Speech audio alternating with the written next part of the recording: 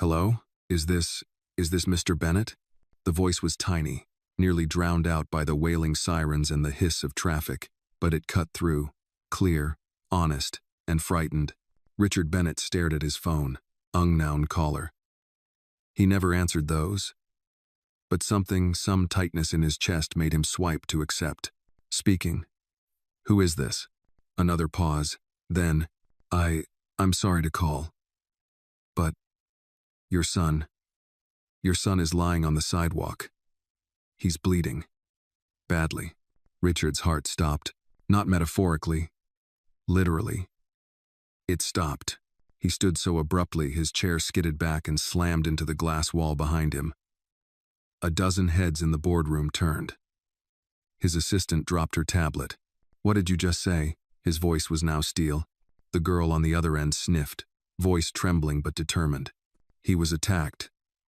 Some big kids. They ran. I think he hit his head. There's blood. He's not waking up. Where are you? South Bronx. By the park. Near 146th and Willis, next to a basketball court. Richard didn't even hang up properly, just dropped the phone on the table and stormed out of the room, grabbing his coat from the rack without a word. Sir? His assistant called after him. You're in the middle of... But he was already in the elevator, punching the code for rooftop access. He couldn't breathe. Not Ethan. Not his son. 9 minutes later, the NeuroCorps helicopter skimmed across the dusk-stained Manhattan skyline. Richard stared out at the fading sun with glassy eyes, jaw locked, fists clenched in his lap. Memories blurred in and out Ethan's last birthday, when Richard showed up late with a drone and didn't even stay to watch him fly it. The boy's voice that morning, quiet. Bye, Dad. Just 2 words. He hadn't even looked up. Now he might never say anything again. When the chopper landed near the park, Richard jumped out before the rotors stopped spinning. He sprinted. He hadn't run in a decade, but he ran now. An ambulance had just arrived. Paramedics crouched beside a small figure on the pavement, surrounded by cracked asphalt and stained autumn leaves. Ethan! Richard shouted, breath tearing from his throat. That's my son. He shoved past a young officer and dropped to his knees beside the stretcher. Ethan's face was pale. Too pale. Blood streaked his temple, pooling in his dark blonde hair. One eye was swollen. His lips were parted, dry. Richard's voice cracked. Ethan. Ethan. Buddy. Can you hear me? No response. A medic looked up. Sir, please. We need space. He's my son, Richard rasped. He's my only... Another medic gently pulled him back. Sir, he has a strong pulse. But we have to move fast. As they lifted Ethan into the ambulance, Richard turned just enough to see her. She was standing 5 feet away, barely taller than the metal garbage can beside her. A little black girl, maybe 6, wrapped in a red hoodie that swallowed her tiny frame. Her jeans were soaked at the cuffs.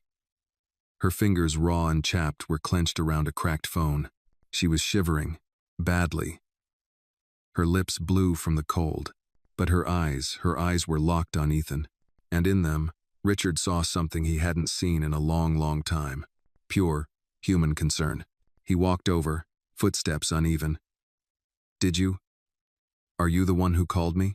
She nodded, hugging herself. Yes, sir. You stayed with him? I didn't want him to be alone. He was crying before he passed out. Richard swallowed. He looked down at her. Her nose was red, her cheeks windburned.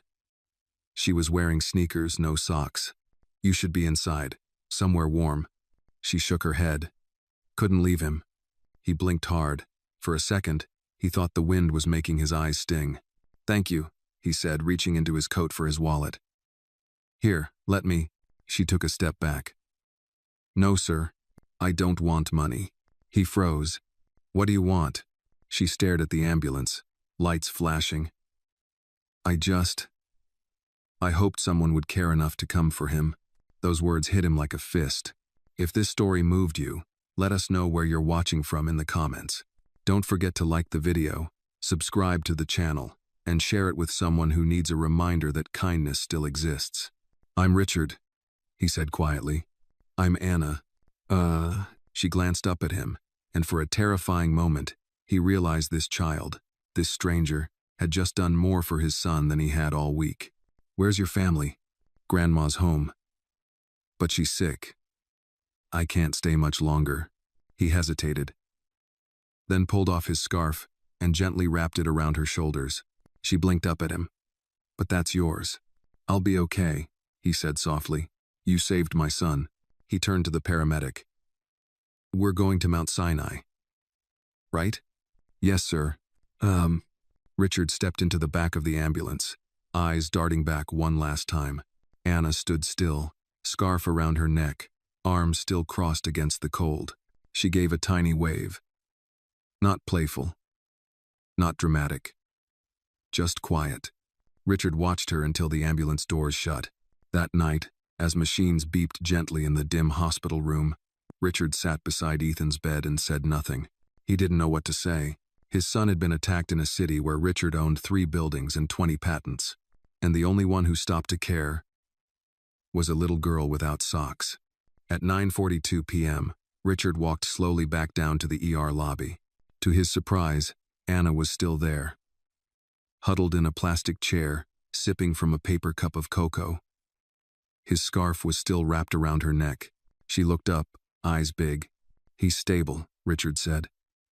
Still sleeping. But they think he'll be okay. Anna nodded. Good. He sat beside her, the leather of his coat creaking as he leaned back. You know, you didn't have to stay. I know. He glanced at her. Why did you? She shrugged. I don't know. He just looked scared. I know what that feels like. Richard's throat tightened. After a moment, he pulled out his phone. May I? She frowned. May you what? Take your picture. So I don't forget the girl who did what no one else would. Anna smiled. A small, lopsided thing. Just one. Click. Richard would never delete it. The hospital room was quiet except for the steady beep of the heart monitor and the distant murmur of nurses beyond the door. Richard sat motionless beside Ethan's bed, hands clasped tightly in his lap. The boy's face was turned slightly to the side, the bruising on his left cheekbone deeper now, shadowed by the fluorescent ceiling light. His breathing was shallow but rhythmic. Richard leaned forward, elbows on his knees, trying to force himself to feel something other than numbness. Hey, buddy, he said softly, the words foreign in his mouth. It's me, Dad. No response. His throat clenched. Ethan's small hand rested beside his pillow. The knuckles scabbed. His wrist red from where a nurse had drawn blood. Doctor says you're going to be okay, Richard continued. You just need rest. You're strong, stronger than your old man. Still nothing. Richard leaned back and looked up at the ceiling. The cold fluorescent light flickered, casting sterile shadows across the room. This was not how it was supposed to be. Not for his son. Not for any child. He had built an empire from algorithms and capital, made machines predict markets and revolutionize security, but in the one place it mattered in this small, sterile room he was completely helpless. A quiet knock at the door broke the stillness. It opened gently, and a nurse stepped in. Middle-aged, kind eyes, clipboard in hand. Mr. Bennett, I'm Nancy, just checking in.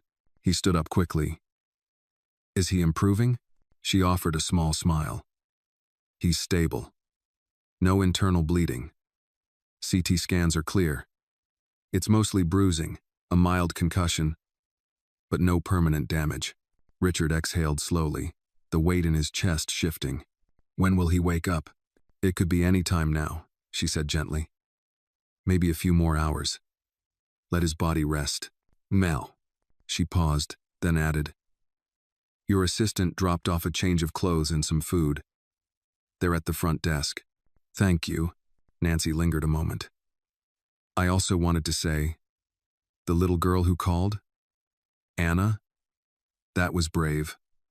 A lot of adults would have walked past. I know, Richard said quietly. She's still down in the lobby. I think she's waiting for someone. He hesitated. Is her grandmother here yet? Nancy shook her head. We tried calling the number she gave us, but no answer. She might not have anyone. Richard nodded and rubbed a hand across his face. I'll check on her. Downstairs, the ER lobby was half empty. It was almost midnight now. The vending machines hummed in the corner, and the security guard had nodded off behind the desk. Anna sat curled up on the same plastic chair, legs tucked beneath her, scarf still around her neck. The cocoa was gone, replaced by a half-eaten granola bar. She looked up as Richard approached. "Hi," she said. Her voice was quieter now, tired. "He's stable," Richard told her. "The doctors think he'll wake up soon." Anna nodded, eyes flicking down to her sneakers. "You've been here a long time," he added. "Do you want me to call someone for you?" "My grandma's phone don't always work," she said. "Sometimes the battery dies, or the minutes run out. I usually just walk home." "At this hour?" She shrugged. "It's not that far. I know how to stay out of trouble." Richard frowned. "You're 6. 6.5, she corrected. He almost smiled. But it faded fast.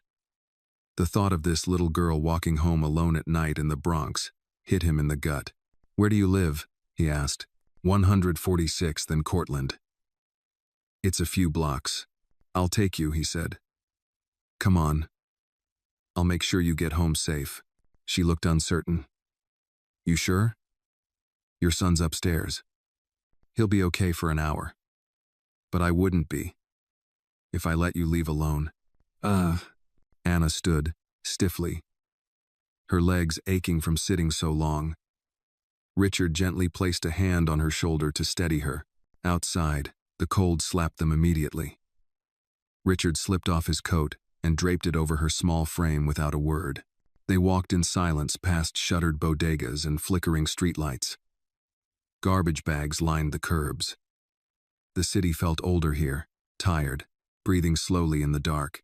"Was your son really gonna die?" Anna asked suddenly. Richard swallowed hard. "He could have, if you hadn't called me." He let the sentence trail off. Anna didn't say anything. They reached a rundown apartment building with cracked steps and a rusty buzzer. Anna led him up 2 flights and stopped at a door marked 3B. She hesitated. "I think Grandma's sleeping." Richard crouched beside her. "Anna, listen." She looked at him, eyes wide. "I don't know what your life is like.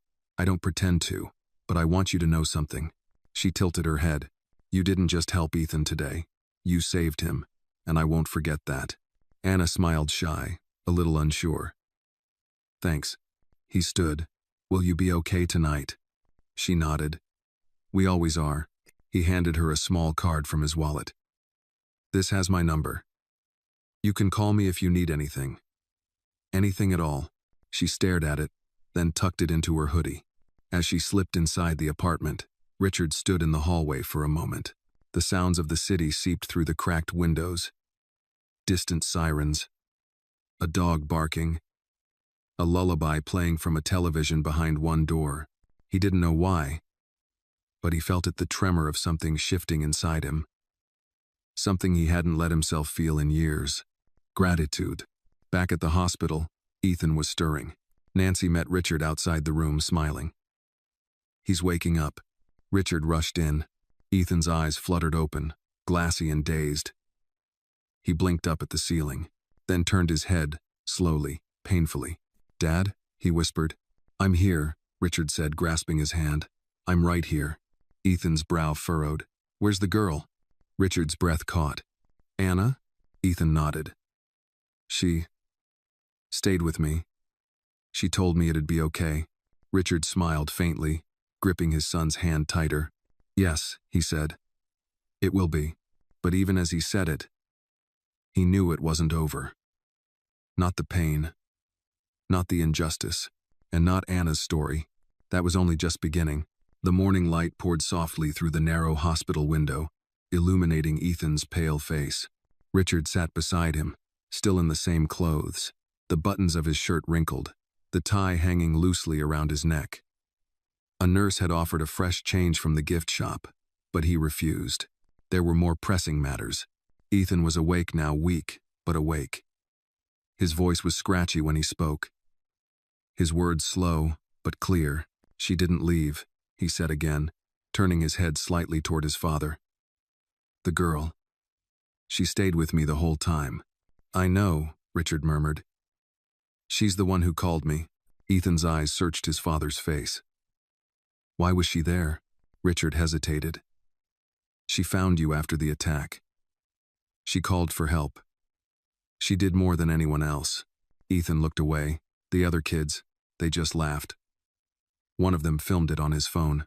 A silence settled in the room. Richard's stomach clenched. His jaw tightened. The police had been vague in their report: teenage suspects, unknown motives, no arrests yet. But hearing it from Ethan made it real. A cruel, calculated attack. I'm sorry, son, Richard whispered. I should have. He stopped. What could he say? That he should have been there? That no matter how much money or power he held, he couldn't undo what happened. You came, Ethan said quietly. That's what matters. Richard turned away, blinking hard. His phone buzzed. A text from his assistant. Board meeting postponed. Media requesting statement. Call me, as soon as possible. He shoved the phone back into his coat pocket without reading the rest. There was a knock at the door. Nurse Nancy stepped in, holding a clipboard. Mr. Bennett, she said softly. We need a few minutes to run some tests. You can wait in the family room if you'd like. Richard stood and gently squeezed Ethan's hand. I'll be right back. Outside, he didn't go to the family room. Instead, he walked toward the front desk and asked a question that had been haunting him since dawn. Is Anna still here? The receptionist looked up from her monitor. The little girl from last night? Yes, she frowned. She left early this morning. Said she had to go check on her grandmother. She refused a ride. Walked out on her own. Richard nodded slowly. Did she leave an address? The woman hesitated, then typed a few keys. She listed 304 East 146th Street, apartment 3B. He recognized it. The same building he had walked her to last night, but something gnawed at him, a growing unease. He pulled out his phone and called the number Anna had given the nurse. It went straight to voicemail. He tried again. Same result. Do you have any contacts at Child Protective Services? He asked the receptionist. She blinked. Excuse me? I need to report a potential case. A minor, possibly without a legal guardian. She raised an eyebrow, but nodded and slid him a contact form. 40 minutes later, Richard stood once more outside apartment 3B. This time, the hallway smelled different, sharper, heavier. A pot of something burnt lingered in the air. He knocked. No answer. He knocked again, louder. Anna? Nothing. He pressed his ear to the door. Silence. Then a faint noise, a cough, deep and scratchy. He tried the doorknob. Unlocked. Inside, the apartment was dim. Dust motes floated in the sunlight. The heat barely worked. A flickering television cast ghostly shadows on the peeling walls. On a worn couch in the corner, an elderly woman lay under a pile of mismatched blankets. Her breathing was labored. Ma'am? Richard approached slowly. I'm looking for Anna. The woman blinked, dazed. She ain't here. Went to the store, or maybe to school. I don't know. Hard to keep track sometimes. He crouched beside her. Are you her grandmother? Suppose so, she murmured. Ain't nobody else here. It's just me and her. And the rent man knocking every other week. Richard looked around. The apartment was clean but empty. Sparse. No food on the counter. A single bowl in the sink. Do you have any other family? Anyone who helps you? She shook her head slowly, coughing again. Just Anna. She's a good girl. Smarter than me, that's for sure. He stood. Is it okay if I wait for her? The woman nodded and drifted off to sleep again. He stayed for 20 minutes. Then 30. Then an hour. No sign of Anna. He stepped outside and called his assistant. I need help locating a child. Her name is Anna Green, 6 years old, lives at this address. No birth certificate or school registration that I can find. I need eyes on her. Sir. That's not exactly legal. I'm not asking you to break the law. Just find someone who knows how to move fast. Understood. Back at the hospital, Ethan was eating Jell-O when Richard returned. Where'd you go? He asked. I was looking for someone. Richard said. She wasn't home. Ethan nodded slowly. She told me something before I blacked out. I don't know if it was real or not. What did she say? She said, even when no one helps, you help. You don't need a reason. Richard sat back, the weight of the day settling onto his shoulders again. She's right, he said, and now it's my turn. Will she be okay? Ethan asked quietly. Richard didn't answer right away. Then, not yet, but I'm going to make sure she will be.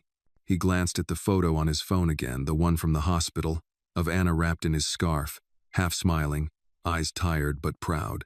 He didn't know how, but he was going to find her.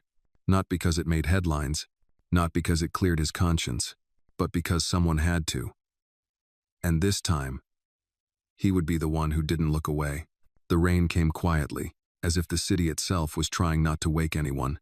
Soft, steady drops tapped against the hospital windows. Inside, the low hum of machines and the occasional beeping of monitors provided a rhythm that had grown familiar to Richard over the last 2 days. Ethan was asleep again. The doctors were pleased with his progress. They said he might be discharged within the next 48 hours. But Richard's mind wasn't on that. It was on a little girl with a cracked phone and 2 big sneakers who had vanished into the city like a ghost. Anna hadn't come home. Not that anyone truly noticed. He had sent a team of private investigators to canvass the neighborhood, check local stores, speak with teachers at the nearby elementary school. Even though no official record of Anna attending had been found, no enrollment, no birth certificate, no paper trail, the grandmother had been hospitalized the night before after collapsing in her apartment. Severe dehydration, pneumonia. No insurance. She remained sedated in a different wing of the hospital. Still unaware that Anna was missing. The apartment had been sealed for inspection. No sign of forced entry. No notes. Nothing. It's like she just disappeared. His lead investigator had told him that morning. Richard leaned against the large window of the hospital's family waiting area, watching water roll down the glass. It reminded him of something Ethan had once said when he was 5. Rain looks like the sky is crying, but it doesn't make any sound. He rubbed his temples. Behind him, footsteps approached. Mr. Bennett. His assistant's voice came softly. We got a hit. He turned sharply. Where? A woman down on 149th, says a little girl matching Anna's description came by her corner store yesterday morning. She bought crackers and a juice box, paid in coins. No adult with her. Did she say where she went? She said the girl asked if she could sleep in the alley behind the store. When the woman told her no, the girl walked off. Eastbound. Richard closed his eyes. That was nearly 24 hours ago. We're expanding the search radius. But, sir, if I may. He raised an eyebrow. We've contacted child services. They've opened a formal inquiry.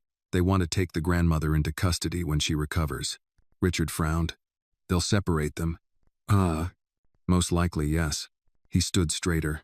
I won't allow that. Not after everything Anna's done. His assistant hesitated. With all due respect, sir, the system doesn't care who you are. If there's no record, she's just another name on a list. Richard's jaw tightened. Then we'll change the list. He didn't sleep that night. He couldn't. He returned to Anna's neighborhood, this time dressed in a hoodie and jeans, face barely visible beneath a baseball cap. No security, no entourage. He wanted to see it. As she saw it. Alone. Small. He walked down Cortlandt Avenue. Past the deli where Anna might have used coins.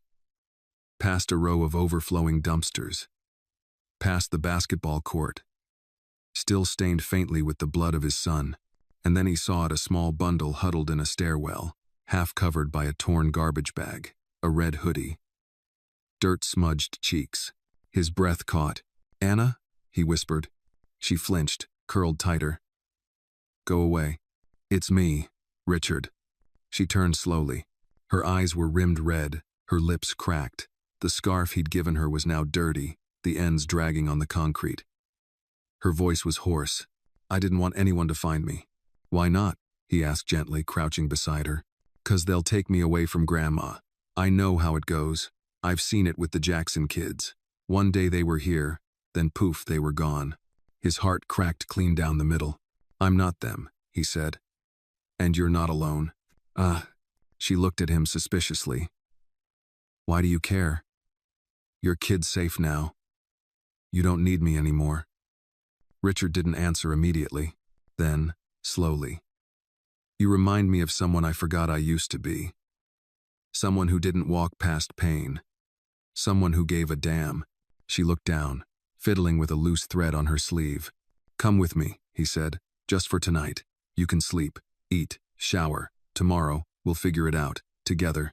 Anna didn't move. Richard reached into his coat and pulled out the photo on his phone. "Remember this?" It was the picture he'd taken of her in the hospital, scarf wrapped around her neck, that quiet half-smile on her face. "You said I could take one. Just one." I look at this and think, if she could care for someone else when no one cared for her, maybe there's hope for the rest of us. She didn't say anything, but her eyes glistened. Finally, she stood. They rode in silence to Richard's townhouse in the Upper West Side. His driver, stunned to see a child in tattered clothes entering the rear seat with his billionaire boss, said nothing. Richard appreciated that. At the townhouse, Anna hesitated on the threshold. "It's okay," he said. "Come in." The inside was warm, cozy, despite the modern decor. A fire burned gently in the living room. Framed photos lined the walls, most of them recent. Ethan with his robotics kit. Ethan at the lake house. Ethan and his mother, back when she still smiled. Before the divorce, Anna stood in the foyer like a stray dog, unsure whether to run or stay. "First rule," Richard said gently. "You don't have to ask permission to eat." She looked at him. "Second rule. If you're scared, say so. No one gets mad." Her shoulders relaxed, just a little. He led her to the guest room, showed her the bathroom, left a pair of Ethan's old pajamas folded on the bed. "Sleep as long as you want. Tomorrow, we talk." Anna nodded. But before he could leave, she called softly, "Mr. Bennett?" He turned. "Is it okay if I see Ethan tomorrow?" He smiled. "He asked about you." She didn't smile back. But her eyes did. As Richard closed the door behind him, he leaned against it and exhaled deeply. He didn't know what he had just started. But somehow, this little girl had stepped into his life like a storm, messy, raw, and impossible to ignore. And for the first time in years, he wasn't afraid of what came next. Anna woke to silence. For a moment, she didn't know where she was. The room was too soft, too warm, too clean. The bed beneath her was like a cloud compared to the sunken couch cushions back in her grandmother's apartment. A faint smell of lavender filled the air, and light poured gently through the tall window. She sat up slowly, rubbing her eyes. The red hoodie she'd clung to for days was neatly folded at the foot of the bed, alongside Ethan's pajamas, too big, but warm. Outside the door, she heard faint voices. A woman speaking softly. Then Richard's deeper voice responding. She crept down the hallway, barefoot, stepping quietly like she always did when Grandma was sleeping. At the end of the hall, the voices grew clearer. "She'll need a physical evaluation, and we still can't find any official record of her birth," the woman was saying. "If CPS gets involved now, you may lose any chance of keeping her with the grandmother." Richard's reply was calm, but firm. "Then we don't let them take her. I'll provide temporary guardianship if I have to." Anna froze. "Guardianship?" she whispered, more to herself than anyone else. The woman turned and saw her first. Middle-aged, sharp suit, gentle smile. "There you are, sweetheart. Good morning." Richard looked up. Surprised but not startled. "Anna, did you sleep okay?" She nodded, staring at the woman. "Who is she?" "This is Diane," Richard said, stepping closer. "She's a lawyer, a very good one. She's helping me. Help you." Anna crossed her arms. "I don't need a lawyer. I just want to see my grandma." "You will," Diane said quickly. "She's still at the hospital, but we have to make sure you're safe in the meantime." Anna frowned. "Safe from who?" Richard crouched down to meet her eyes. "Not everyone's trying to hurt you, Anna. Some people just don't know how to help." She studied him. "You're not like them. I've been like them," he said softly. "That's why I'm trying not to be now." Later that afternoon, Richard brought Anna back to the hospital. Ethan was sitting up in bed, playing with a tablet. He looked up and smiled as soon as he saw her. "Hey," he said, setting the tablet aside. "You found her?" Anna stepped in shyly, holding a paper bag Richard had given her with lunch inside. "Hey." Ethan scooted over and patted the space beside him on the bed. She hesitated, then sat carefully. "You look better," she said. "I feel better, thanks to you." They sat in silence for a moment, both staring at the television, which was playing a muted cartoon. Then Ethan turned. "Why did you help me?" Anna blinked. "What do you mean? You didn't know me." She shrugged. "Didn't matter. You were hurt." Ethan looked down. "A lot of people saw me." No one stopped. "I noticed," she said almost bitterly. "That's why I don't wait around for grown-ups anymore." Richard, standing by the door, swallowed hard. The nurse entered and gave them some privacy. Richard stepped out to the hallway, running a hand down his face. He was used to hard decisions, mergers, boardroom battles, stock crises, but this was different. This was personal, and for the first time in years, he felt the weight of responsibility in his chest, not just on paper. In the cafeteria later, Anna sat across from Ethan at a small table, both working on grilled cheese sandwiches. She talked more now about her school that didn't have enough books, about how Grandma used to be a choir singer, about how she wanted to learn to draw but didn't have real pencils. Ethan listened quietly, then pulled a pen from his bedside drawer and handed it to her. "It's not a pencil," he said, "but it writes smooth." Anna smiled, touched the pen to her palm like it was gold. "Thanks." Richard watched from a distance, unnoticed. That evening, after Anna returned to the townhouse, she wandered into Richard's study while he was on a video call. Books lined the shelves, some leather-bound, others newer. She trailed her fingers along the spines, pausing at one with gold lettering. "Leadership Through Crisis." She scoffed softly. Richard ended his call and noticed her standing there. "Find something interesting?" he asked. She didn't turn around. "You always been rich?" He paused. "I grew up in Detroit. Small house. Single mother. No heat half the time." Anna looked over her shoulder. "Then why'd you forget?" He blinked. "Forget? What it's like to be small, and cold, and scared." He sat on the edge of his desk, hands folded. "Maybe because I got tired of being scared. Maybe I thought money would fix everything. Did it?" He looked at her for a long time. It didn't." She turned back to the shelf. "I don't think I like books with gold on them. They always sound like they're lying." Richard chuckled. "Fair enough." Anna reached into her hoodie pocket and pulled out a small notebook, its corners bent, the cover torn. "I write stuff down," she said. "Stuff I want to remember." He nodded. "Can I see?" She hesitated, then flipped it open and showed him a page. It was a list. "Don't trust people who smile too fast. Always count your change. The alley behind Martinez's has a dry corner when it rains. Sometimes people care, but too late. If you find someone who helps without asking why, don't forget them." He read it silently, then looked at her. "You forgot one," he said. She tilted her head. "Sometimes, you have to let people help you, even when you're scared." Anna gave a soft shrug. "I'll think about it." That night, after she'd gone to bed, Richard sat alone in the study. The photo of Anna on his phone stared back at him. He picked up the gold-lettered book on leadership and tossed it aside. Then, he opened a new file on his computer. Title: Project Guardian. It was time to build something that mattered not for shareholders, not for legacy, but for one child who reminded him what it meant to feel again.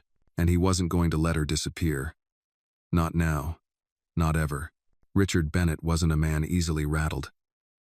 He had faced congressional hearings, hostile takeovers, and billion-dollar lawsuits.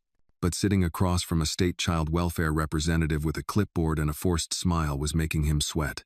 "We appreciate your concern, Mr. Bennett," the woman said, voice clipped, professional. Her badge read, S. Jacobs, CPS. But there's a process in place. We'll handle the investigation from here. They were seated in his private office, one of the quiet, wood-paneled rooms on the top floor of his company's Manhattan tower.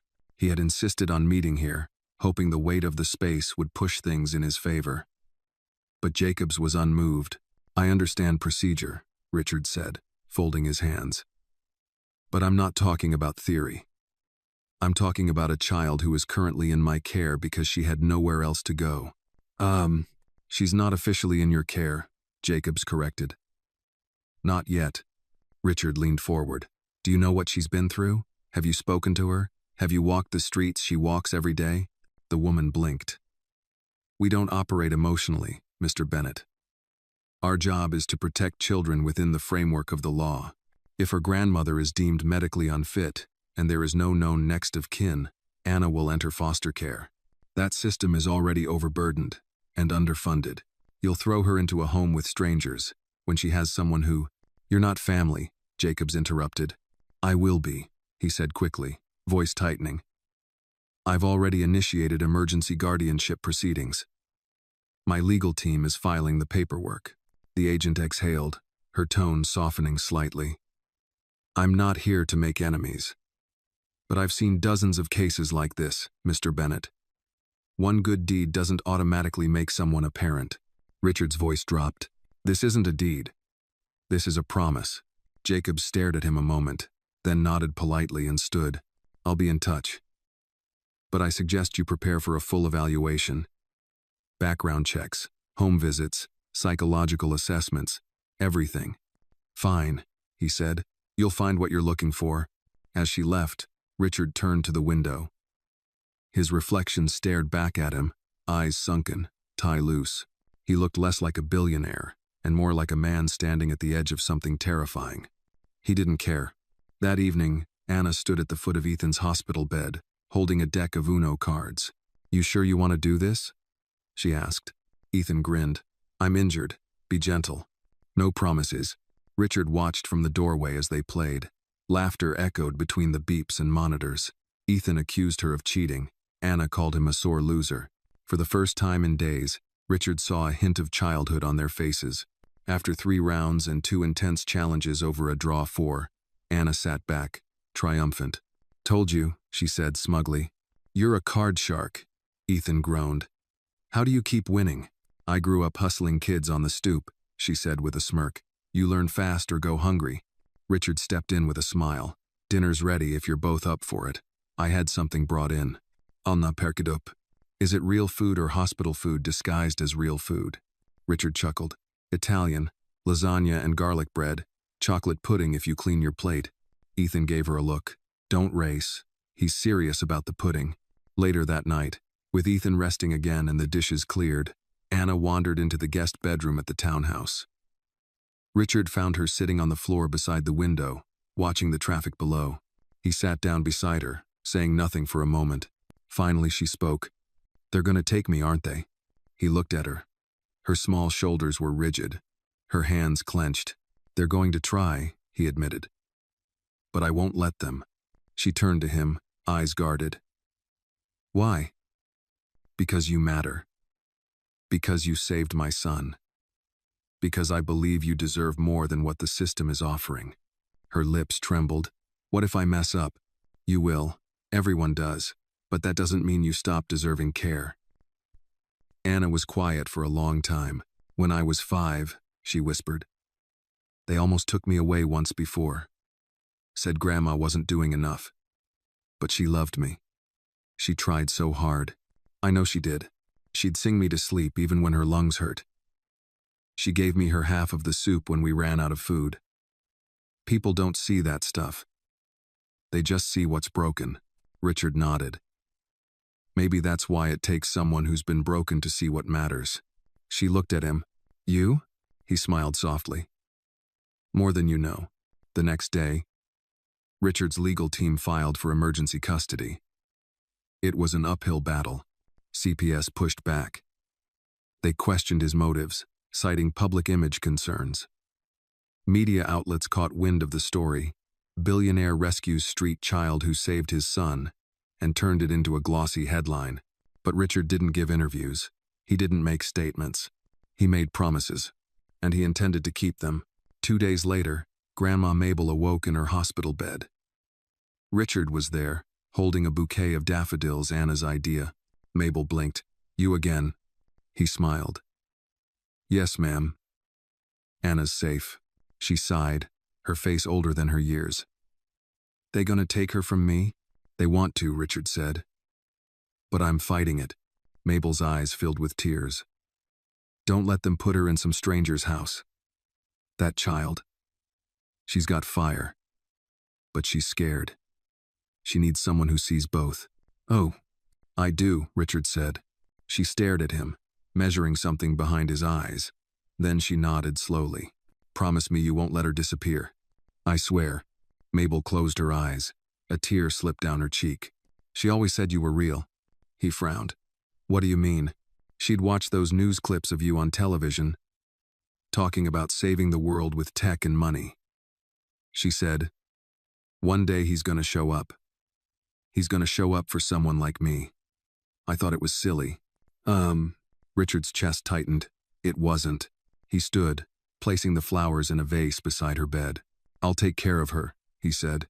And for the first time in years, Richard Bennett, a man who could predict markets, influence elections, and bend the world with his will, realized that his most important work wouldn't be patented. It would be protected, one child at a time. 2 weeks had passed since Anna first stepped into Richard's world, and already the rhythm of both their lives had changed. She now had a room of her own at the townhouse, no longer just a guest room, but a space with a nameplate she crafted from construction paper and glitter. Anna's place. Knock before entering. The walls, once blank and cold, now held her drawings, sunsets, trees, her grandmother's smile, Ethan's goofy face.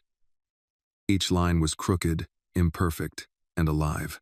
Ethan, now fully recovered and back home, had become her closest friend. The two spent hours building Lego cities, debating superhero rankings, and plotting out comic book stories on the living room floor. But outside the comfort of their newfound family, the world continued to turn coldly. Richard sat in the polished marble conference room of the family court of Manhattan. His attorney, Diane, sat beside him, flipping through a file thick with affidavits, health records, witness statements, and letters of support. Across from them, the CPS legal team sat with stiff posture and unreadable expressions. The judge, an older black woman named Judge Marilyn Cook, adjusted her glasses and glanced at Richard. "Mr.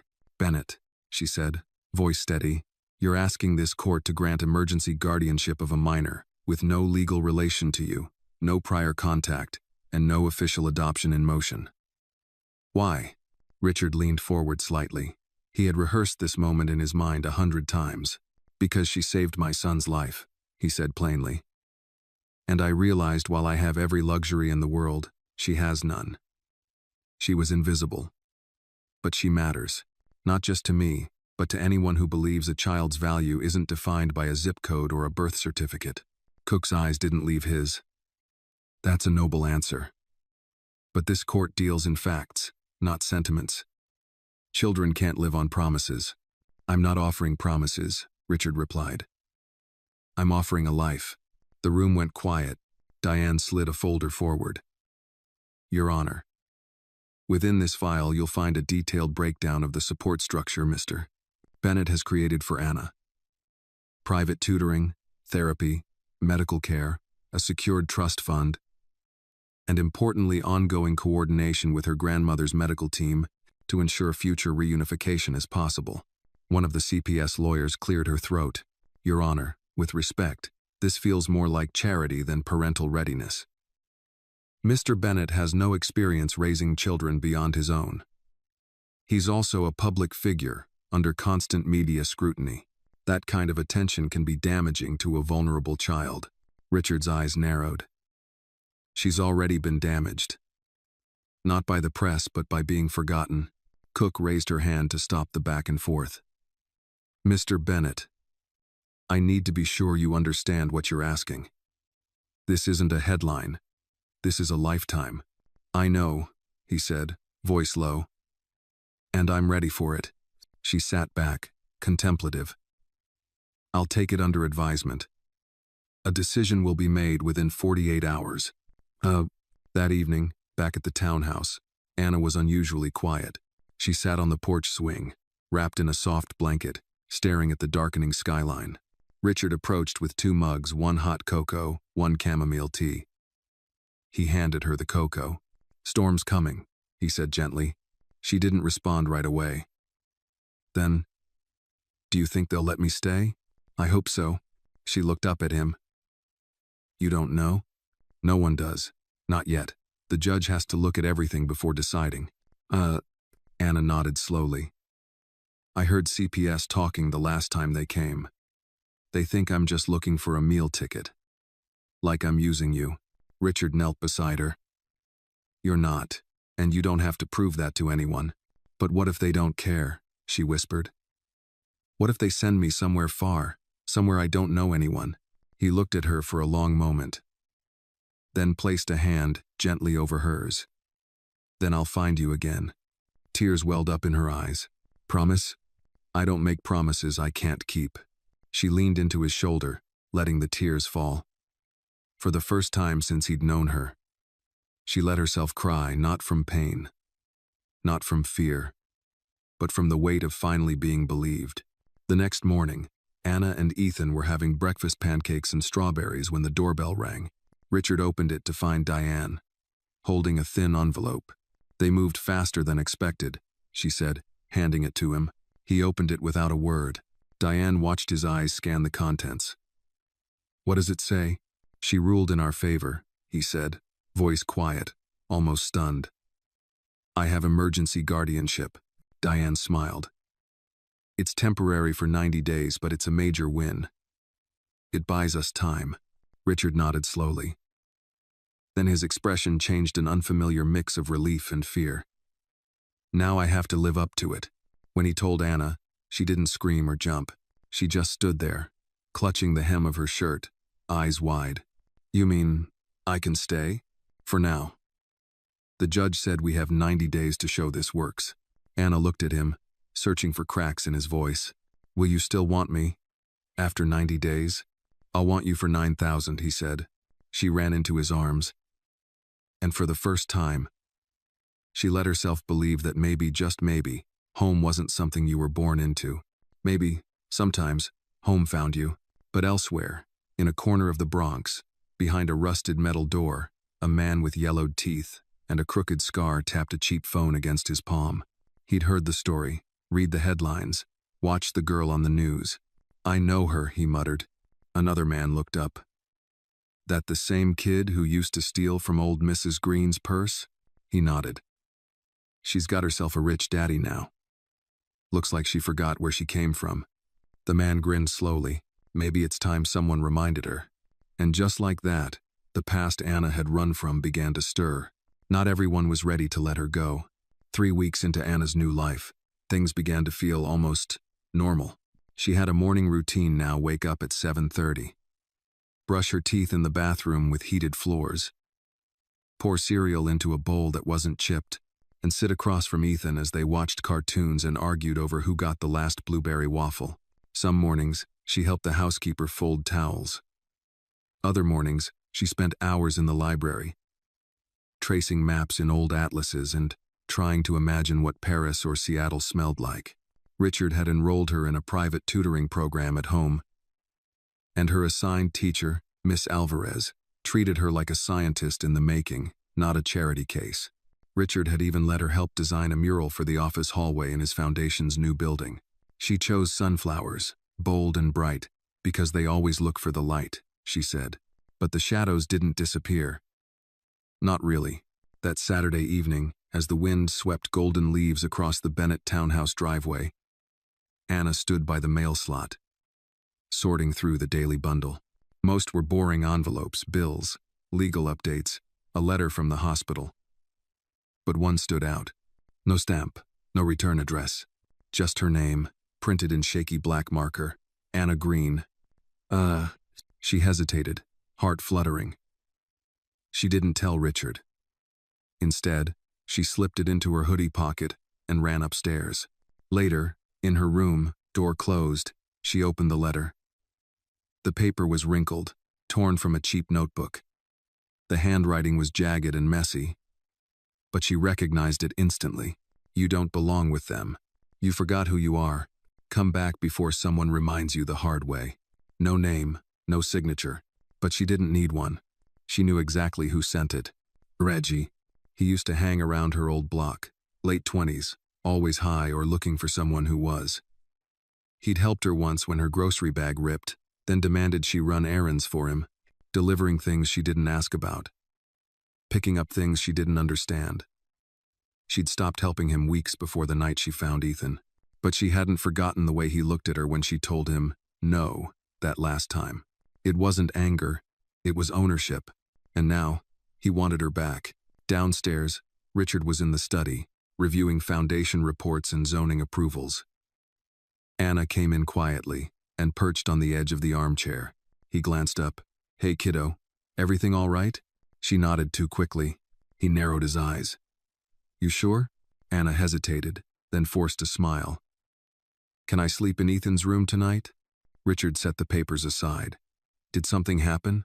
She bit her lip. "Just nightmares again."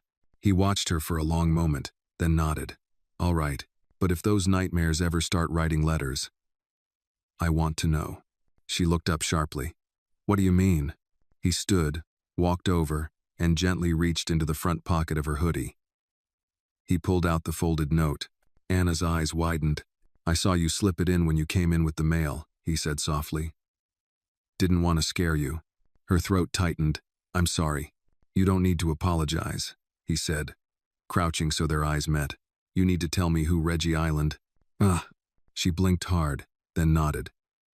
She told him everything, how Reggie had helped her, how he'd threatened her when she stopped doing errands, how he used to stand outside her building for hours. Richard's face remained calm, but Anna saw the storm behind his eyes. "Why didn't you say something sooner?" he asked. "I didn't want you to send me away," she whispered. He took her hand. "Anna, listen to me. There is nothing you can do that will make me send you away. Nothing. You're not a burden. You're not a case. You're part of this family." A tear slipped down her cheek. "Okay," she whispered. The next day, Richard called a private security consultant he'd worked with years ago during a corporate extortion case.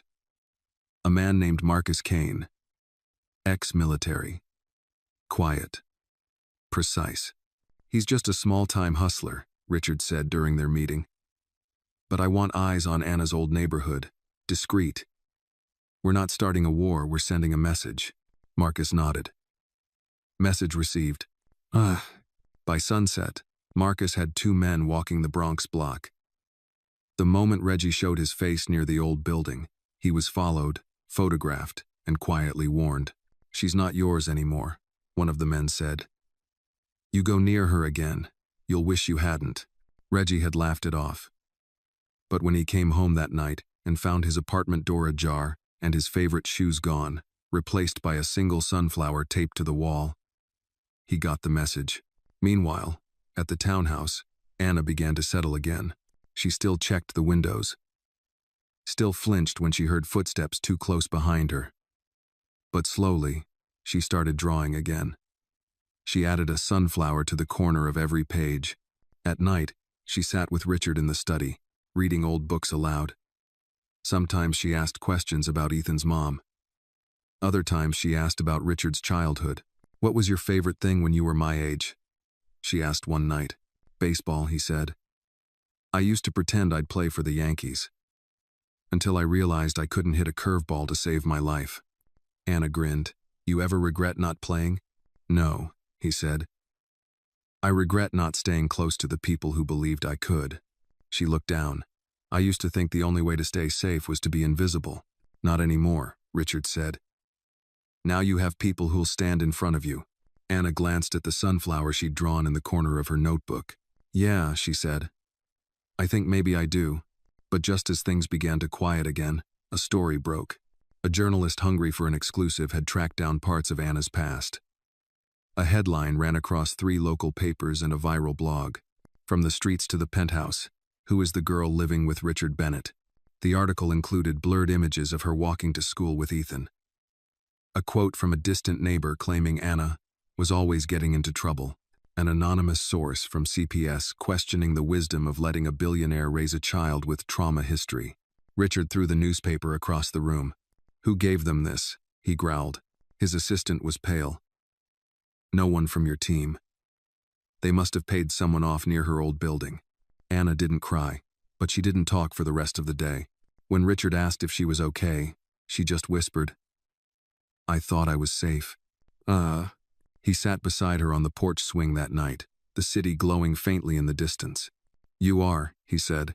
"They're trying to make me small again." He shook his head. "No article gets to define you. No stranger knows what you've survived." She looked at him. "Will it ever stop?" He sighed. "Number, but you'll grow louder than their noise. That's the only way." "Whoa." And as the wind carried autumn leaves across the yard, Anna leaned into him not as a guest, not as a rescue, but as something more. Someone finally learning that being seen didn't have to mean being hunted. It could mean being held. The Monday after the article dropped, Anna walked into the school building with her hoodie pulled low and her shoulders tight. She had been enrolled at the prestigious Westbridge Elementary just 2 weeks prior. A place filled with sculpted hedges, polished marble floors, and students with last names that appeared on donor plaques. But now, every hallway felt like a spotlight. Every whisper felt like it was about her. She could feel the shift.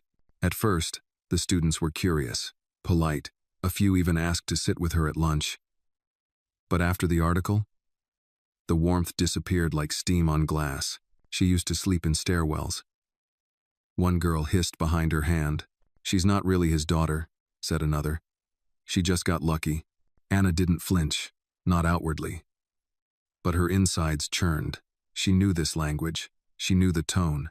It was the same one Reggie used to use when he told her she didn't belong with clean people. By the time lunch rolled around, she sat alone. Ethan came late, clutching his tray. "Sorry," he said, plopping down across from her. "I had to talk to Miss Green about my science project." Anna didn't respond. He tilted his head. "You okay?" "I'm fine," she muttered. Ethan leaned closer. "Don't listen to them. They don't know you." Anna traced a crack in the lunch table's surface with her finger. "Maybe they're right. Maybe I don't belong here." He pushed his tray aside. "You know what I think? You make them uncomfortable because you remind them that the world isn't as perfect as their lunchboxes."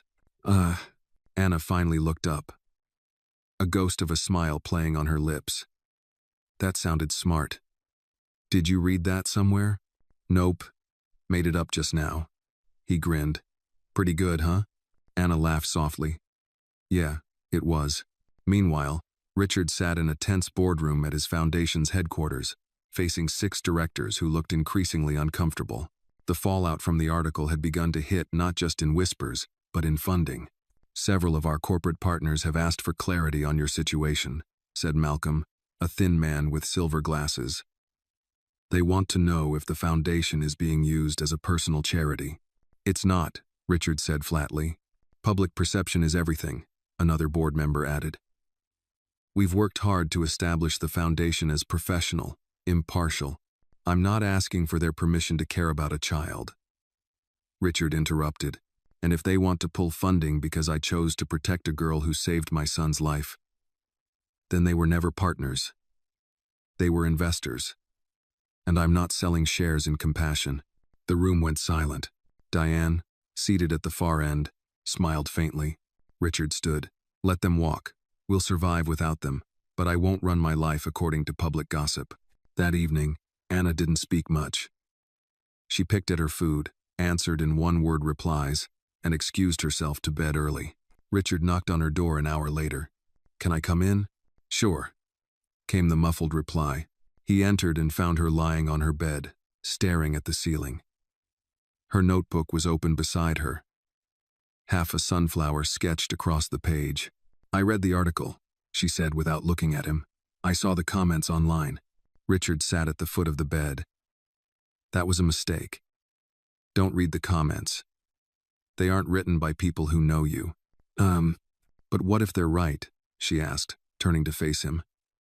"What if I'm just temporary?" "You're not," he said firmly. Anna sat up, crossing her legs. They say you're just doing this to fix your reputation, that I'm your project. Do you feel like a project? She shook her head. I feel like someone trying not to mess it all up. Richard sighed. Anna, every person in this house is trying not to mess it up. Me, Ethan, even the cat, and we don't even own a cat. That got a laugh out of her. He reached for her notebook and flipped a few pages. One caught his eye, a list titled, Things I'm Afraid of. Only one item was written so far, going back. He closed the notebook gently. You're not going back. Not to Reggie. Not to that building. Not to being invisible. Her lip trembled. How do you know? Because I'm not letting go, no matter how loud they get out there. Later that week, Anna's tutor, Miss Alvarez, introduced a poetry assignment. Write something true, she told the class. Something real. Not pretty, not polished, just honest. Anna stared at her blank paper for a long time. Then she began to write. Her poem was titled The Hallway. It spoke of walking down corridors where no one saw her. Of sleeping next to broken heaters and waking to sirens. Of finding a boy bleeding on the concrete and choosing to stay. Even though her legs told her to run, she didn't read it aloud, but Miss Alvarez did. With permission, she shared it anonymously during a school assembly the next week. Students sat in silence as her voice echoed through the auditorium. When the poem ended, there was a hush. Then, slowly, a wave of applause. Anna sat in the second row, shrinking at first, then straightening. Later, as she exited, a girl she didn't know tapped her arm. Hey, the girl said. That was you, wasn't it? Anna paused it. Maybe. I liked it, the girl said. It made me feel like I wasn't the only one. That night, Anna added a new line to her notebook under Things I'm Afraid of Being Seen. Then, in smaller letters underneath, but maybe it's not always bad. Meanwhile, across the city, Reggie sat in a bar. Scrolling through the same article, little brat got herself famous, he muttered. The man beside him grunted. Should have known she'd bring trouble. She always had that fire. Reggie leaned back, tapping his cigarette against the edge of his glass. Still got time to put it out. And just like that, the echo of Anna's past stirred again, this time louder, closer, and ready to knock. The first sign came on a Wednesday. Ethan and Anna were walking home from school, well, not home exactly, but to the office, where Richard had scheduled a late meeting and promised pizza afterward. Their driver, Mason, had parked a block away due to road work. So the two kids were walking the final stretch, chatting about whether or not pineapple belonged on pizza. I say yes, Ethan insisted, tossing his backpack over one shoulder. Anna wrinkled her nose. You just like controversy. They both laughed until Anna stopped walking. A figure leaned against a light pole across the street, hoodie drawn up, face mostly shadowed. But she knew that slouch. That grin, that cigarette dangling between two fingers. Reggie. Her breath caught in her throat. Anna? Ethan asked, stepping closer. What is it? Nothing, she said quickly, pulling her hoodie tighter and lowering her head. Let's just go. He followed her without question. But she could feel Reggie's eyes following her, burning through traffic in the chilly fall air. She didn't look back. Not once. By the time they reached the car, her hands were shaking. That night, she couldn't sleep. She sat on her windowsill, blanket wrapped around her shoulders, eyes locked on the distant city lights. Richard knocked softly and entered without waiting. Can't sleep? She shook her head. Want to talk? Number. He came anyway, sitting beside her. I used to stay up like this when Ethan was little, especially after his mom passed. Every creak in the house made me think someone was trying to take him from me. She glanced sideways. Did anyone try? He looked out the window. Not physically, but the world doesn't always need hands to do harm. Anna hesitated, then whispered, I saw him. Richard turned to her. Who? Reggie. The name hit the room like a dropped stone in still water. Where? Outside school. I didn't say anything because I didn't want you to panic. He took a breath. I don't panic, I plan. Anna's eyes shimmered. Is he going to hurt me? No, Richard said firmly. Not while I'm breathing. The next morning, Marcus Kane was already waiting in Richard's office, sipping black coffee. He made himself known then, Marcus said, after hearing the update. Yes, Richard said. Too bold to be random. Marcus nodded. I'll double the security detail. But if you want this done right, we need to make sure he understands there's no loophole. No chance. He doesn't just need to disappear, he needs to understand. I don't want violence. Marcus raised an eyebrow. I never said violence. But fear is a language he understands. Later that afternoon, Anna found an envelope in her locker. No name this time, just a scrap of brown paper, folded roughly. She opened it and read the message scrawled in pencil. You can play rich all you want. But you and I both know. You ain't one of them. She stared at the note for a long time before slowly folding it and slipping it into her math book. Then she walked into the main office and asked to speak with the principal. Richard arrived 20 minutes later. Anna stood in the principal's office, arms crossed, expression unreadable. She didn't cry, the principal said, clearly impressed. She didn't run. She said she wanted to report a safety threat. I want security cameras checked, Anna added. If they're real. If not, you should fix that. Richard looked at her, really looked, and realized something had shifted. She wasn't just scared, she was angry. And angry Anna was dangerous. 2 days later, Marcus's team tracked Reggie to a dingy motel on the outskirts of Queens. They didn't confront him, not directly. But a black SUV appeared outside his window every night at exactly 10 p.m. He found his room tossed one evening, nothing stolen, just rearranged. His shoes swapped. His toothpaste replaced with an identical tube full of salt. One night, a sunflower was left on his windshield. The petals were burned at the tips. Reggie stopped smiling after that, but he didn't leave. Saturday morning, Anna woke to find Richard sitting in the kitchen with a mug of coffee and a manila envelope. What's that? She asked, wiping sleep from her eyes. Information, he said. About Reggie. Anna sat across from him. What kind of information?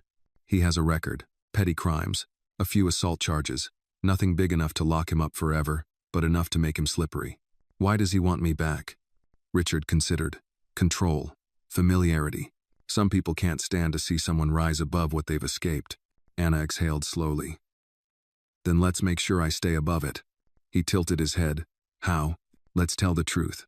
All of it. Richard blinked. You want to go public? She nodded. Not to be famous, but to be clear. I'm not hiding anymore. By Monday, Richard's PR team had prepared a statement. Not a press conference, just a recorded video. Anna, sitting between Richard and Ethan, told her story plainly. How she grew up. What she saw. What she did to help a stranger. How people tried to silence her. I'm not a headline, she said at the end, voice steady. I'm not a pity case. I'm not a problem to be solved. I'm a person. And I'm not going anywhere. The video was posted on the Foundation's social media account at noon. By 3 p.m., it had over 1.4 million views. By evening, the comments poured in, teachers praising her bravery. Former foster kids thanking her for speaking out. Survivors of violence saying she gave them hope. One comment stood out. It read, "She's more grown than half the adults I know. Protect her at all costs."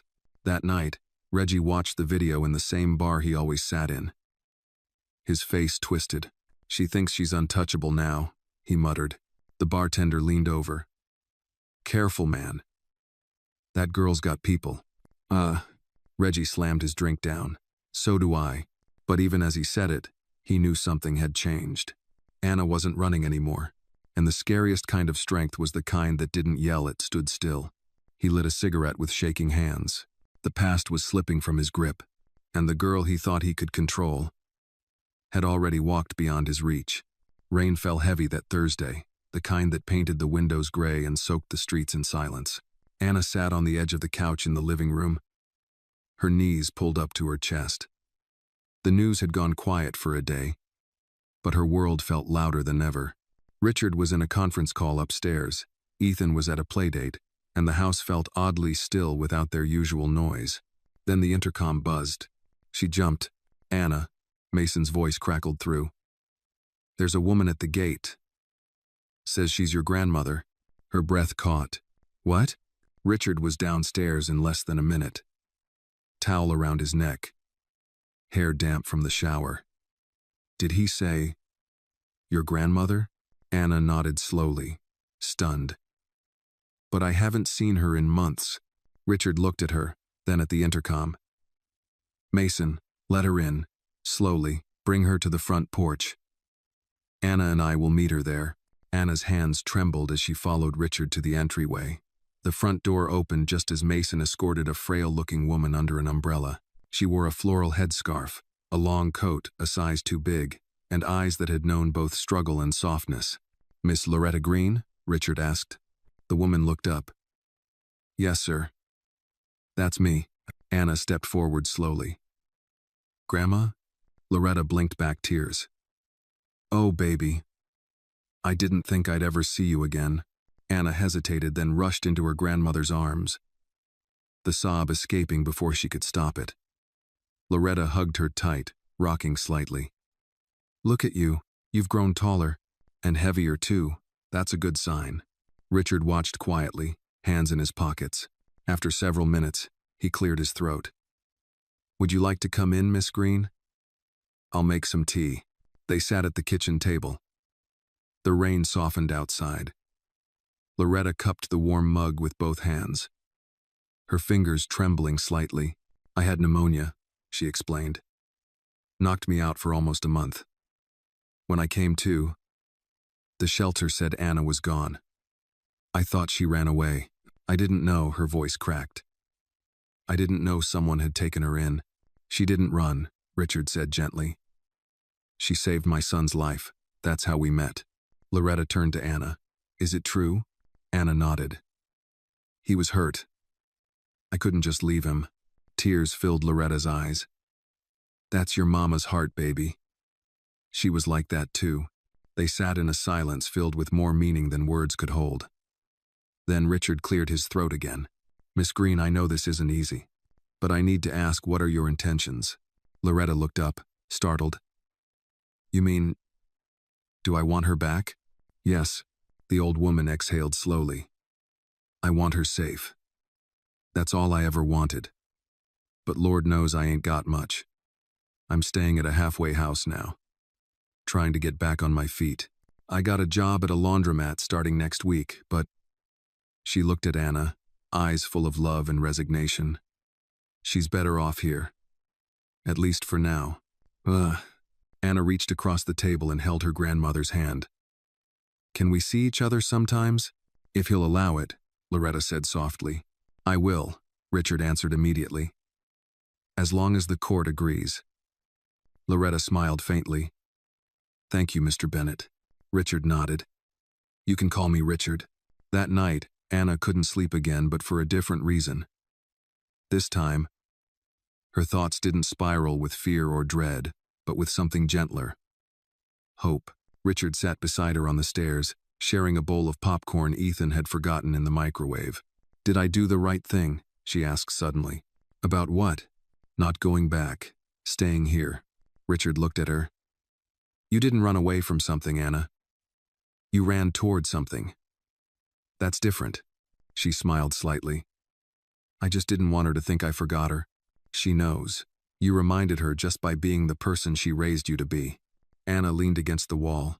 I think maybe I have two families now. Richard chuckled. That's twice the chores. She rolled her eyes. You're not funny. 2 days later, Richard sat in court again, this time with Loretta beside him. The judge reviewed the updated case files, now including Loretta's reappearance, her medical reports, and the statement she'd given expressing her support for Anna staying with Richard until her situation stabilized. This is a rare circumstance, Judge Cook said, glancing between Richard and Loretta. But I see no animosity here. Only care. Loretta nodded. He's doing right by her. That's more than most can say. Cook smiled. Then we'll extend temporary guardianship for another 90 days. I'll expect updates every month, including reports from both parties. Anna squeezed Loretta's hand, and for the first time in a long time, The future didn't feel like something to survive. It felt like something to build. But even as things stabilized, trouble brewed elsewhere. In a dingy corner of Reggie's favorite bar, he sat nursing a black eye. Word had gotten out that he'd been poking around the Bennett estate. Some people didn't like that. People with money. People who weren't afraid to act without leaving fingerprints. He was bitter, but not stupid, which was why he'd started collecting things. Photos, emails, a tip about a past mistake Richard once made during a real estate deal. Nothing major, just enough to raise eyebrows. And now, he had a name. A blogger. A woman known for spinning small stories into viral takedowns. He lit a cigarette and pulled out his burner phone. Time to stir the pot. Because if he couldn't touch the girl directly, he'd bring everything crashing down around her. And this time, he wouldn't miss. The following Monday began like any other. Ethan and Anna walked to the car under the crisp morning sky, their backpacks thudding lightly with each step. Richard sipped his black coffee by the front window, already dressed in his tailored gray suit, phone pressed between shoulder and ear as he navigated the day's meetings. But 9:17 a.m. changed everything. An alert popped onto his phone. Breaking. Billionaire philanthropist under fire for allegedly buying custody of homeless girl. The article came from a fringe but growing online outlet called The Mirror Post. Known for conspiracy-laced exposés and social media sensationalism, it was run by a woman named Trina Malloy, a blogger with a taste for scandal and a disdain for nuance. Richard clicked the link. The headline was loud, the tone sharper. The opening paragraph spun a familiar narrative. White billionaire takes in poor black girl with tragic past. Is it charity or control? Worse, there were quotes. Anonymous, bitter, from someone who knew details they shouldn't. She's just a pawn in his PR machine, one said. He's hiding something. He always island. Then came the gut punch. A blurry photo of Anna standing in front of Westbridge Elementary, holding Ethan's hand. Underneath it, a child caught in a story she doesn't understand. Richard's coffee mug hit the marble counter with a loud crack. By 9:30, his assistant, Nadine, had called an emergency meeting. His legal team, PR consultants, and foundation board sat stiffly around the long oak table. We're getting hammered on social, Nadine reported. The story's trending on X. People are calling it Billionaire Baby Snatcher. Hashtag and all. Richard ran a hand over his face. What's our move? Silence won't work, said Carla, head of PR. But aggression won't either. We need transparency. A statement that doesn't read defensive. Should we file defamation? One lawyer asked. Not yet, Richard said, voice low but firm. We don't throw gasoline on a fire we haven't measured. Meanwhile, Anna sat in her classroom, oblivious at first. It wasn't until recess that a classmate approached her. Hey, the girl whispered. Why are you in the news again? Anna blinked. What? People are saying you're not really part of Mr. Bennett's family. That he just took you in to look good. Anna's stomach dropped. She turned and saw 3 other kids huddled around a phone, reading something, whispering, glancing at her. The world tilted.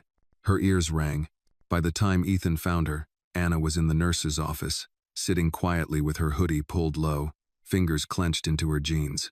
They're saying stuff again, she said without looking at him. I know, he said. Dad saw it. He's fixing it. Anna finally looked up.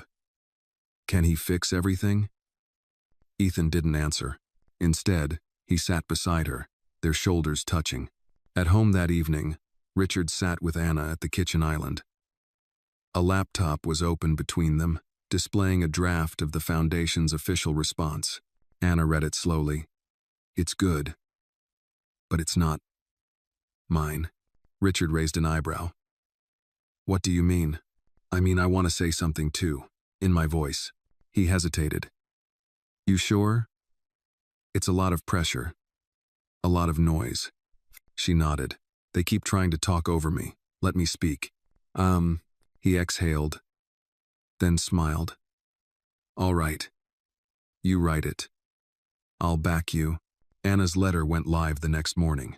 It wasn't long, just 5 paragraphs. It told her story, simply and plainly. How she had lived. what she had seen, how she had chosen to stay and help Ethan, how Richard had never once made her feel like anything but a person with a voice, with choices, with dignity.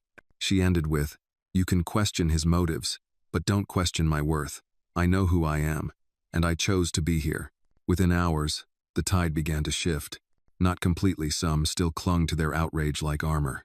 But others, teachers, advocates, foster parents, shared the letter, praised her courage, pointed out how dangerous it was to strip a child of agency under the guise of truth. Trina Malloy doubled down. She released a follow-up post filled with speculation about Richard's past business dealings, including a vague reference to an old zoning dispute in Harlem, claiming he displaced low-income families for luxury condos. "It's a smear job," Nadine said, "and clearly timed." Richard nodded. "But this time, we respond with facts." They pulled records, interviewed residents, released a clear breakdown of the Harlem project, revealing that not only had Richard not forced anyone out, but that he had funded over 70% of the affordable housing preserved in the process. Trina tried to pivot, but the narrative began slipping from her grip. That weekend, Loretta came to visit. She brought homemade sweet potato pie, wrapped in foil, and a stack of old photos: Anna's mom at 14, Anna as a toddler in a plastic kiddie pool. "You know," Loretta said, watching Anna place one photo into a silver frame, "I was scared when you stayed with him. Thought maybe you'd forget where you came from." Anna looked up. "I didn't forget. I just added more to who I am." Loretta smiled. "Well, baby, who you are is something fierce." Richard entered the room then, holding 2 mugs of hot cider. "We got word from Judge Cook," he said. "She's requesting an early hearing. Says she's seen enough progress to discuss permanent guardianship." Anna's heart stopped. "Permanent?" Loretta nodded slowly. "You ready for that?" Anna took a deep breath. "Yeah, I think I am." But just as peace settled again, a phone rang. Richard answered. His eyes narrowed. He turned away from the room as he listened, jaw tightening. "What is it?" Anna asked when he returned. Richard glanced at her, then at Loretta, then sighed. "That blogger," he said. "She's not done. Someone gave her a sealed juvenile report. She's threatening to publish a piece about your mother. About the night she died." Anna froze. "She says if we don't stop weaponizing sympathy, she'll tell the world your mom was arrested the same year you were born. That she had addiction issues. That she lost custody once before." Richard knelt beside her. "None of that defines her. Or you. But you need to know this is what she's trying to use." Anna's voice was a whisper. "Can she do that?" "It's illegal," Richard said. "But she's counting on the damage being done before we can stop it." Loretta shook her head. "They always go after the mother." Anna stood slowly. Her hands were trembling, but her voice was clear. "Let her try." Richard looked at her, surprised. "Are you sure?" Anna nodded. "If she wants to write the story, fine. But this time, we tell it first. The truth. All of it." She looked Richard square in the eyes. "If people are going to talk about my mom, they're going to know her heart, not just her mistakes." And just like that, the next battle wasn't about survival. It was about legacy. Richard sat in his study late into the night, phone to his ear, fingers drumming the edge of a legal folder. "I understand, yes. But we need to move fast. If Trina Malloy goes live with that story, the damage will be near irreversible, even if it's illegal." He paused, listening. "We have the truth, but the truth needs air, not silence." He ended the call and exhaled sharply, glancing at the photo on his desk: Anna and Ethan, arms around each other, both smiling, pure and unscripted. The next morning, the plan was already in motion. Anna sat in front of the camera in a soft blue sweater. Loretta to her left, Richard to her right. Behind them was a simple bookshelf, filled with real books, not props, books her mother once read aloud, poems that Loretta used to recite over bowls of cornbread and beans. The camera light blinked red. She began, "My name is Anna Green. I'm 12 years old. I've lived in places most people would call broken. But my story didn't start with tragedy. It started with a woman named Camilla." Loretta reached for her hand, squeezing gently. "She was my mother, Anna continued. People may write headlines about the worst things she went through, but I remember the best things she gave me. Like how she used to hum while brushing my hair, or how she held me so tight the night our building lost heat and said, "Cold don't stand a chance when love is near." Richard blinked, looking down. Anna's voice didn't shake. My mom struggled. She had addiction in her past, yes. But she also had dreams. She wanted to get clean. She fought for me. Even when the world told her she wouldn't win. She lost once. But she got me back. She was getting better until she wasn't. Until one man decided her life didn't matter. She paused, and that man was Reggie. Loretta's gasp was soft, but it echoed in the room. I never told the full story before, Anna said. Not because I was afraid, but because I wasn't ready to carry her pain and mine at the same time. Now I am. They uploaded the video less than an hour later. Within minutes, the views surged. By noon, national reporters were picking it up. She flipped the narrative, Nadine said, pacing the foundation office. She didn't just defend her mother, she honored her. Richard nodded. And left no room for doubt. Back in her room, Anna scrolled through comments. Some hateful, some ignorant, but most were full of love. Thank you for naming your mother. That takes courage. My mom was an addict too. But she loved us. You reminded me of that. Camilla Green. I won't forget that name. Anna didn't smile. But something in her shoulders relaxed. A knot that had been there for years began to loosen. Across the city, Reggie watched the video on his cracked phone screen. His expression was unreadable. Jaw tight. Cigarette trembling in his fingers. Little witch, he muttered. His drinking buddy grunted. She's winning, man. Public's on her side. Reggie slammed his glass down. Not for long. But even as he spoke, doubt seeped in. He had underestimated her, her fire, her voice, her refusal to break. And now, she had a platform. One he couldn't silence. Yet he wasn't finished. He picked up the burner phone and dialed a number. It rang twice. Yeah, a gravelly voice answered. It's time, Reggie said. I want eyes on her. The house, the school, everywhere. You paying double? You'll get what you want. Then consider it done.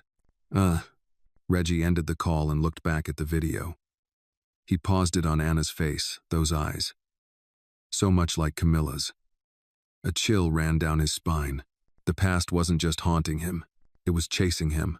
The next day, Richard received a call from Judge Cook's clerk. She's requested the final hearing be moved up, the clerk said. There's pressure from both sides, and she'd like to address it before it becomes a circus. When? 3 days from now. Richard closed his eyes for a moment. We'll be there. He didn't tell Anna that night. Not yet. Instead, he watched her from the doorway as she painted at the kitchen table, her brush dancing through hues of violet and gold. Is that a sunset? He asked. No, she replied. It's a sunrise. There's a difference. He nodded, walking over. Can I ask why? Because one means something is ending, she said. But this means something is starting. The morning of the hearing, Anna dressed carefully. Not in anything fancy, just a navy blue dress and the silver necklace her mother once gave her, the one Loretta had kept wrapped in cloth all these years. It was slightly tarnished, but warm against her skin. Loretta met them at the courthouse steps. Ethan stayed home with Marcus, just in case. Anna didn't ask why. But she knew. Security was tighter than usual. Reporters loitered outside. A few tried to shout questions. Anna, is this your final word? Are you afraid of being returned to foster care? She didn't answer. She just walked. Inside, the courtroom was quiet, serious. Judge Cook looked older today, perhaps weighed down by the media noise, or by the stakes that now surrounded this young girl's life. Let's proceed, she said. Richard's attorney presented first a calm, thorough review of Anna's well-being, her academic progress, her mental health. Then came Loretta's testimony full of grace, acknowledging her limits, her love, her wish for Anna to thrive. Finally, Anna stood. Judge Cook addressed her gently. Miss Green, You understand that your voice matters here? Yes, Your Honor. Then I'd like to hear it. Anna didn't read from paper. She didn't recite a speech. She simply spoke. I'm not perfect, and I've seen things I wish I hadn't. But I also know what home feels like. It's not about money, or houses, or being in the news. She looked at Richard. It's about being seen. It's about not having to sleep with your shoes on in case someone kicks you out. It's about someone remembering how you take your tea, or asking how your day was even if the day wasn't good. Then she turned back to the judge. I've had a lot of people tell me who I am. I think it's time I get to decide that myself. Judge Cook smiled softly. And who do you say you are? I'm Anna Camilla Green, and this is where I belong. The courtroom was still. Then the judge nodded. I believe that too. And with one stroke of her pen, everything changed. The ruling had barely sunk in when the first threat arrived. It wasn't a bombshell, not the kind that made headlines. No. It came quietly slid beneath the front gate of the Bennett estate, inside a plain white envelope. No return address, no name. Inside, just one sentence, typed in a bold courier font. You think paper changes blood? Richard read it once, twice. Then folded it and placed it inside his jacket pocket. When Anna came downstairs for breakfast, he didn't mention it. Not yet. She was still glowing from the judge's final decision. Her steps lighter. Her eyes wide open in a way they hadn't been since that first night he found her shivering next to Ethan. But Richard knew shadows didn't disappear just because a judge said the sun had risen. The following week was filled with motion. Legal confirmations, changes to school records, updates to health insurance. Richard's team moved efficiently, ticking boxes, filing documents, ensuring that Anna's place in the family was not only emotional, but airtight under the law. One evening, as he signed yet another form, Anna leaned on the doorframe to his study. Do all kids come with this much paperwork? She asked. Richard chuckled. Only the ones worth everything. She smiled. Good answer. But beneath her grin, he noticed the way she fidgeted with her bracelet, the one Loretta had given her. Woven from thread and tiny silver beads. It was her nervous tell. Something was off. He closed the file. Talk to me. Anna hesitated. Have you ever forgiven someone who didn't say sorry? Richard leaned back, considering her. Yes, but it wasn't for them. It was for me. Carrying anger is like drinking poison and hoping the other person gets sick. Anna nodded slowly. What if the person's still around? Still watching? Richard's hand twitched toward the envelope in his pocket, still unopened in front of her. But he didn't pull it out. Not yet. Is Reggie still trying to contact you? She shook her head. Not directly, but sometimes. I just feel it. Like when the wind changes, and you know a storm's coming. Richard stood and walked toward her, resting a hand on her shoulder. If a storm's coming, you won't face it alone. That night, Loretta called. Her voice was tight, controlled, but behind it was fear. I think someone's been watching my building, she said. 2 nights now. I seen the same man in a black hoodie, standing across the street. Doesn't smoke, doesn't talk, just stands. Did you report it? Richard asked. They said unless he breaks in, there's nothing they can do. Pack a bag, Richard said. You're coming here for a while. Anna didn't protest when she heard the news. But her face tightened, and her appetite vanished. Later that night, she sat on the back patio, wrapped in a blanket, watching the city lights blink in the distance. Ethan joined her, 2 mugs of cocoa in hand. You think it'll ever be normal? She asked. Ethan shrugged. What's normal? I don't know. Going to school without someone whispering about you. Sleeping without checking the locks twice. Ethan handed her a mug. Dad says normal is overrated. He says real peace is knowing you can get through the not normal stuff. Anna stared into her cocoa. I want to believe that. Then believe it. You've already been through worse. She smiled faintly. Thanks, nerd. But peace, as always, was short-lived. 3 nights later, Marcus Kane called. His voice was lower than usual. We picked up chatter. Reggie's planning something. We don't have all the pieces. but it's bigger than a smear campaign. Richard's jaw clenched. He's targeting Anna? Maybe you, maybe both. All I know is, he's desperate, and desperate people are dangerous. What's your recommendation? Increase security, limit public appearances, and, Marcus paused. Have a conversation with Anna. She needs to know that being brave doesn't mean being exposed. Lad. The conversation happened the next morning, after Anna came down from her room with her hoodie pulled tight, headphones around her neck. Richard met her at the kitchen counter. Can we talk? He asked gently. Anna tilted her head. About Reggie? Yes. She took a breath, then nodded. I've been waiting. They sat, just the two of them. Loretta and Ethan were out grocery shopping. The house was quiet. He's escalating, Richard said. And that means we need to be smart. Anna folded her hands. Do you think he's going to hurt me? I don't know. But I know he's angry. And I know he's reckless. I'm not scared of him. I know, Richard said. But I also know that sometimes bravery looks like stepping back, not stepping up. Anna looked at him. You want me to hide? I want you to be safe. She stared at the marble countertop for a long moment. Then, okay. Richard blinked. Okay? I'll step back. Not because I'm afraid, but because I want to be here.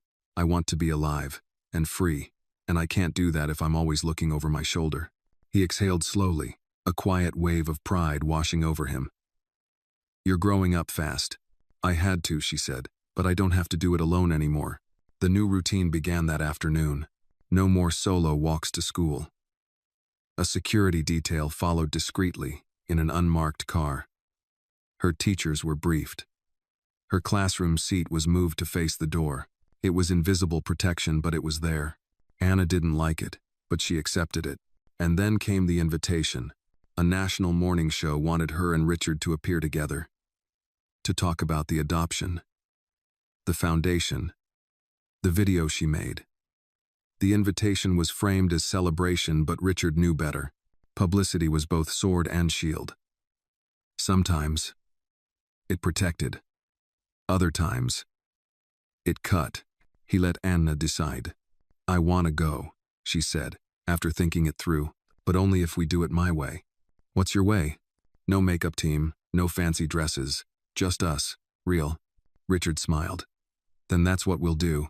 They sat together on set 2 days later. Lights, cameras, nervous producers buzzing around. The host was kind, warm eyes, practiced voice. So, Anna, she said, what do you want people to remember most about your journey? Anna didn't hesitate. That I'm not a story someone else wrote. I'm writing it now. And I want other kids to know they can too. The host smiled. Beautifully said, but in the control room, someone else was watching. Reggie. He leaned close to the screen, eyes twitching with rage. You think you're untouchable now, he muttered. But even as he said it, his hands shook. Anna had taken everything he tried to use against her and turned it into armor. And if he wanted to break her now, it would take more than words. Rain drummed softly against the windows of the Bennett estate that evening, a steady rhythm that filled the silence like a lullaby trying to calm a world that refused to settle.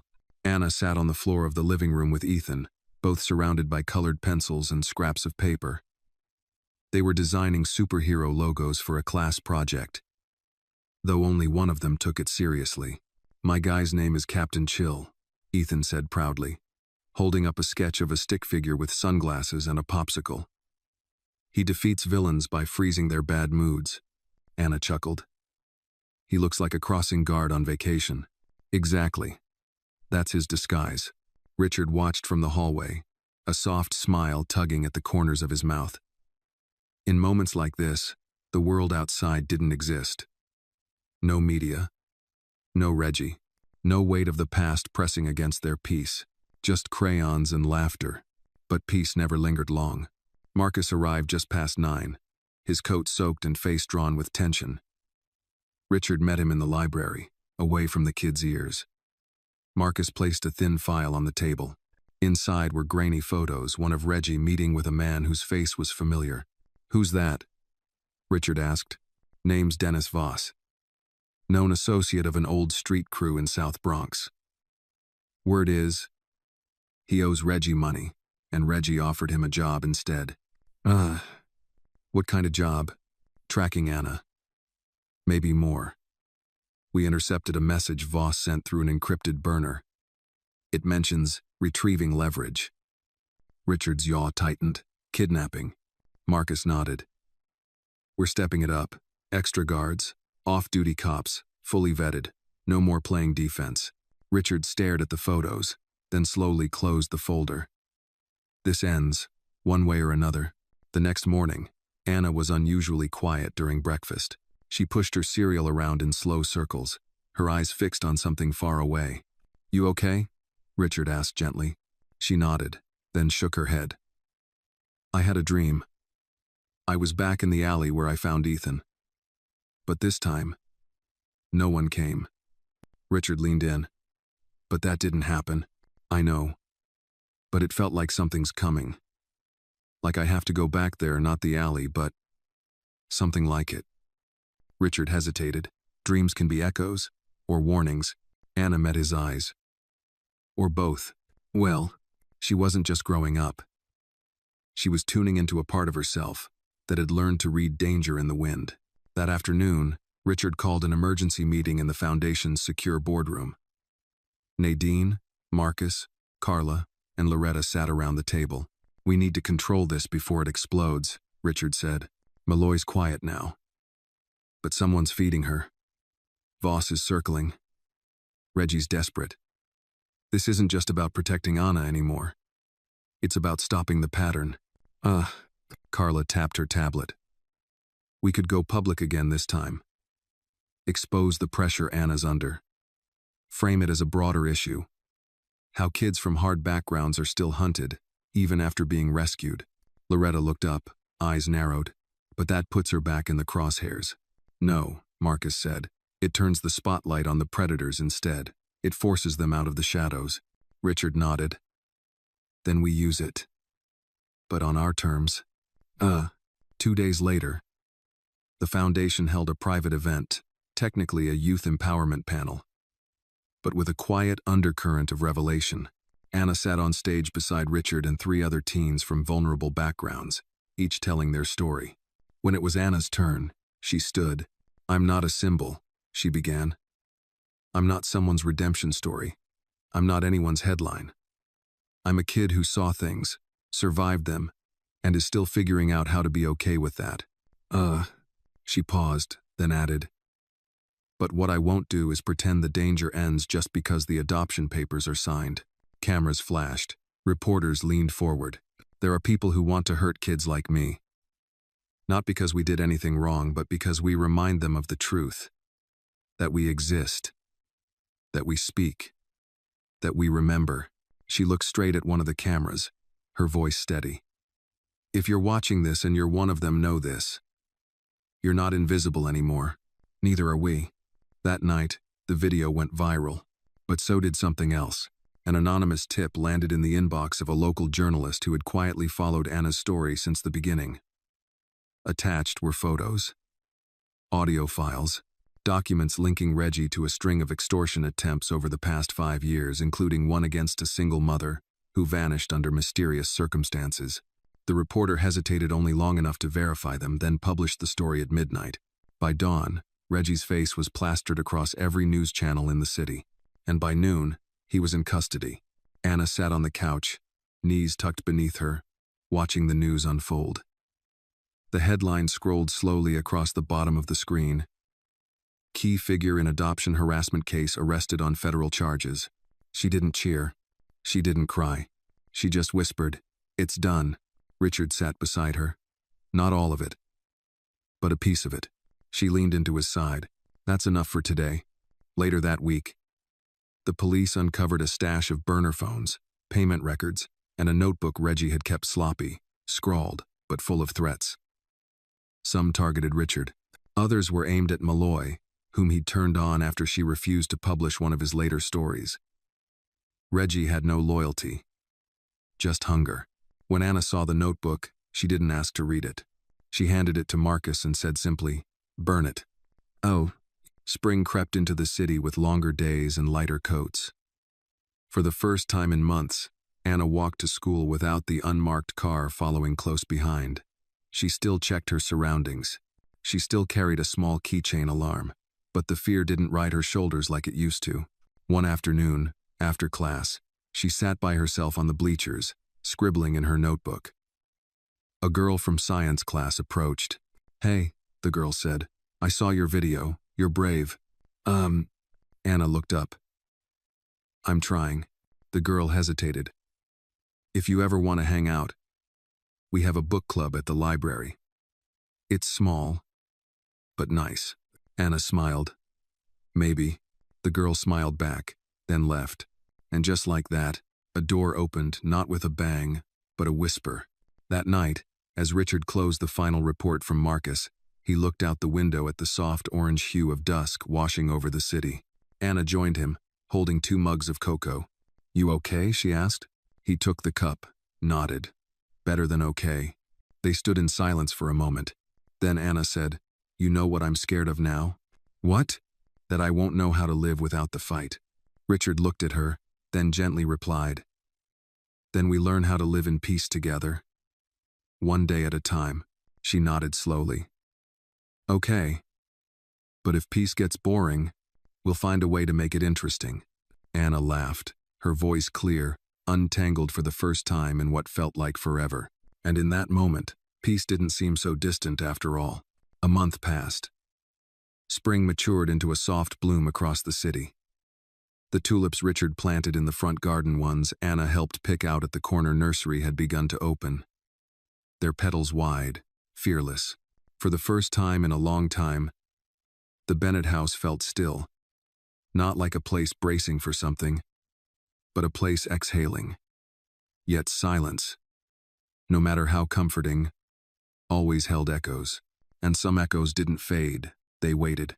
One Saturday morning, as Anna rummaged through the attic for old craft supplies, she found a box labeled Camilla.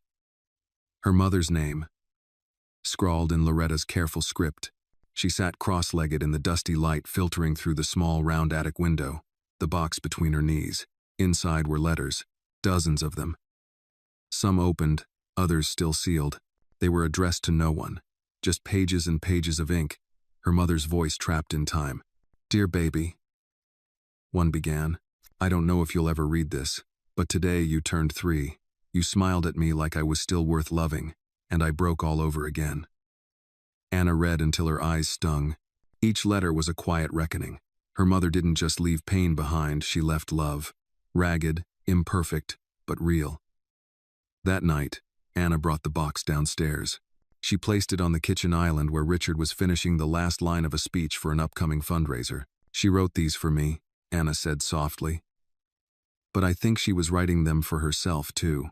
Richard looked up. "Can I read them?" Anna nodded. "Just not tonight." He respected that. Some healing needed the hush of midnight, not the weight of company. A few days later, Ethan came home from school quieter than usual. He slumped into the couch, backpack forgotten at the door. Anna sat beside him, pulling her knees to her chest. "You okay?" she asked. He nodded. "Kind of." Want to talk about it?" Ethan hesitated. "Some kids at lunch. They were talking about you. Again. Saying your dad only adopted you because it made him look good. That it was a big publicity stunt." Anna didn't flinch. "Not anymore." "And what did you say?" "I told them they didn't know anything, that you saved my life, that I wouldn't even be here if it weren't for you." Anna smiled faintly. "You're a good brother." He looked at her. "You're the best one I've got."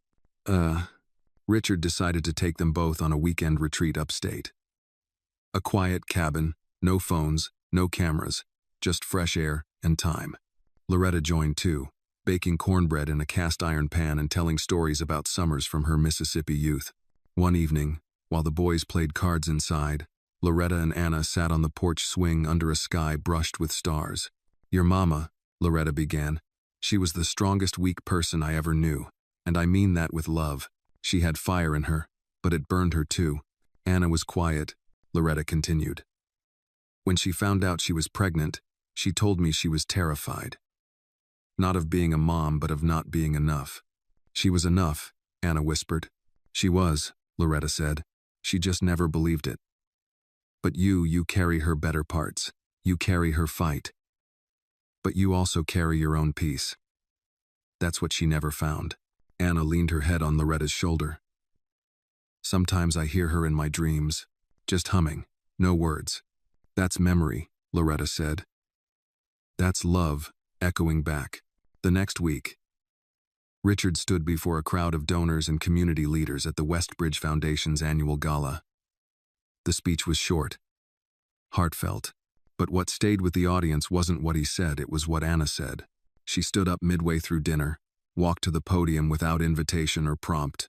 My name is Anna Green, she began, steady as stone. Some of you know me. Some of you know about me. There's a difference. A hush settled over the room.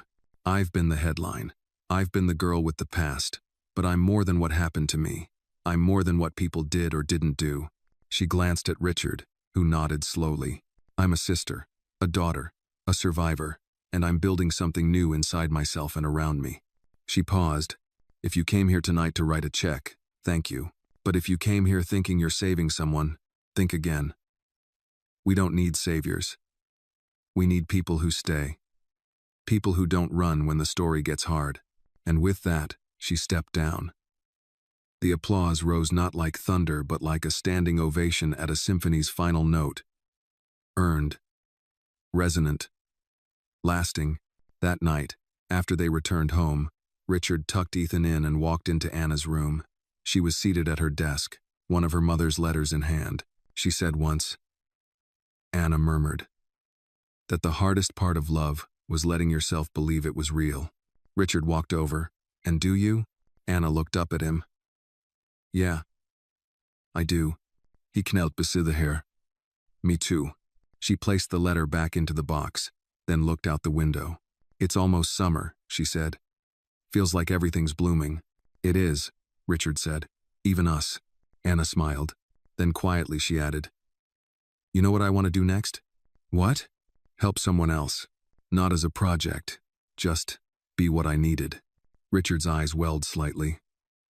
Then that's what you'll do. In that moment, there was no past pressing in, no headlines whispering judgment. Just the sound of a girl choosing who she would become, and a man who would stand beside her for every step. And outside, beneath a sky that no longer threatened rain, the tulips bloomed brighter. Anna stood at the entrance of Hollow Creek Youth Center, her heart steady but expectant. The sun filtered through scattered clouds, casting soft shadows on the sidewalk. She adjusted the strap of her backpack and looked over at Richard, who stood beside her with his sleeves rolled and a soft grin playing at the corners of his mouth. You sure about this? He asked. Anna nodded. I'm not the same girl who walked out of that alley with Ethan. And if I'm going to carry what happened to me, I want it to mean something. Inside, the air smelled faintly of disinfectant and cinnamon-scented candles someone had probably lit to soften the sterile feel. The director of the center, Miss Rainey, greeted them warmly, an older black woman with eyes that had seen too much and a laugh that defied it all. I remember you, she said, clasping Anna's hands. We were all watching your story. You shook this whole city. I didn't want to shake it, Anna replied. I just didn't want to disappear in it.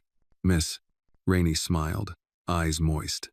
Well, baby, you didn't, and now you're here. That matters more than you know. They led Anna to a modest multi-purpose room with a mismatched rug, a whiteboard with dried marker stains, and 8 folding chairs arranged in a circle. 5 teens sat waiting, each one carrying the invisible armor of survival. Some leaned back with folded arms. One boy tapped his leg rapidly. A girl with purple braids didn't look up from her phone. Anna didn't try to impress them. She sat down, waited for silence, then said, I'm not here to fix you. I'm not a counselor. I'm just someone who got through something. And maybe you have too. One boy scoffed. Yeah? You got through it with a billionaire daddy. What about the rest of us? Anna didn't flinch. I didn't start with a billionaire. I started in shelters, sleeping next to vending machines, hoping no one saw me cry. My mother died scared, and I thought I would too. But I didn't, and not because someone handed me a mansion. It was because someone saw me and stayed. The boy said nothing. Anna continued. I can't promise things will get easier, but I can promise that your voice matters, even if it shakes. The girl with the purple braids finally looked up. That's a good line, she murmured. It's not a line, Anna said. It's what I had to tell myself to survive. Afterward, Richard drove her home in silence for a while before finally speaking. You did good in there. Anna looked out the window. I don't know if it helped. It did, he said. I've learned that sometimes helping doesn't look like saving. It looks like standing still with someone in the storm. She turned to him. You ever feel like you're still in the storm? Even when the sky's clear? All the time, he said. But I've learned to stop waiting for the thunder. Sometimes, the quiet is real. Anna leaned back, letting his words settle like rain. Later that week, Anna received an invitation to speak at a citywide youth advocacy conference. They wanted her on the opening panel, alongside young leaders who'd overcome addiction, homelessness, violence. Richard hesitated at first, not because he doubted her, but because he knew what exposure cost. You don't owe the world your pain, he reminded her. I know, Anna said. But I want to offer my voice not as a story, but as proof that broken doesn't mean finished. The day of the conference arrived, and the city auditorium buzzed with hundreds of attendees, educators, social workers, teens from every borough. Anna wore a simple black blouse and jeans. No stage makeup, no polish, just her truth. When it was her turn, she stepped to the mic. My name is Anna Camilla Green, she began. You might have seen my face on a headline, but headlines only tell part of the story. The rest lives in the moments no one sees. She took a breath, eyes scanning the audience. I used to think my life started the day someone saved me. But it didn't. It started the day I stopped pretending I didn't need saving. A murmur of affirmation swept through the crowd. I met someone who didn't turn away, who didn't treat me like a project or a problem. He just stood with me until I remembered I was worth standing for. She paused, then smiled slightly. Now I want to be that person for someone else. Applause thundered across the auditorium, not because of performance, but because of resonance. Anna had cracked open the air and let the light in. Backstage, a young boy approached her. He was maybe 13, with wary eyes and a deep scar along his temple. You said something up there, he said quietly, about remembering you're worth standing for. Anna nodded. I haven't felt that in a long time. Anna knelt to his level. Then maybe you need someone to stand with you now. Until you do. He didn't cry. He just nodded. And that was enough. Back home, Richard received an email from a school principal in Queens. I saw the clip of Anna's talk.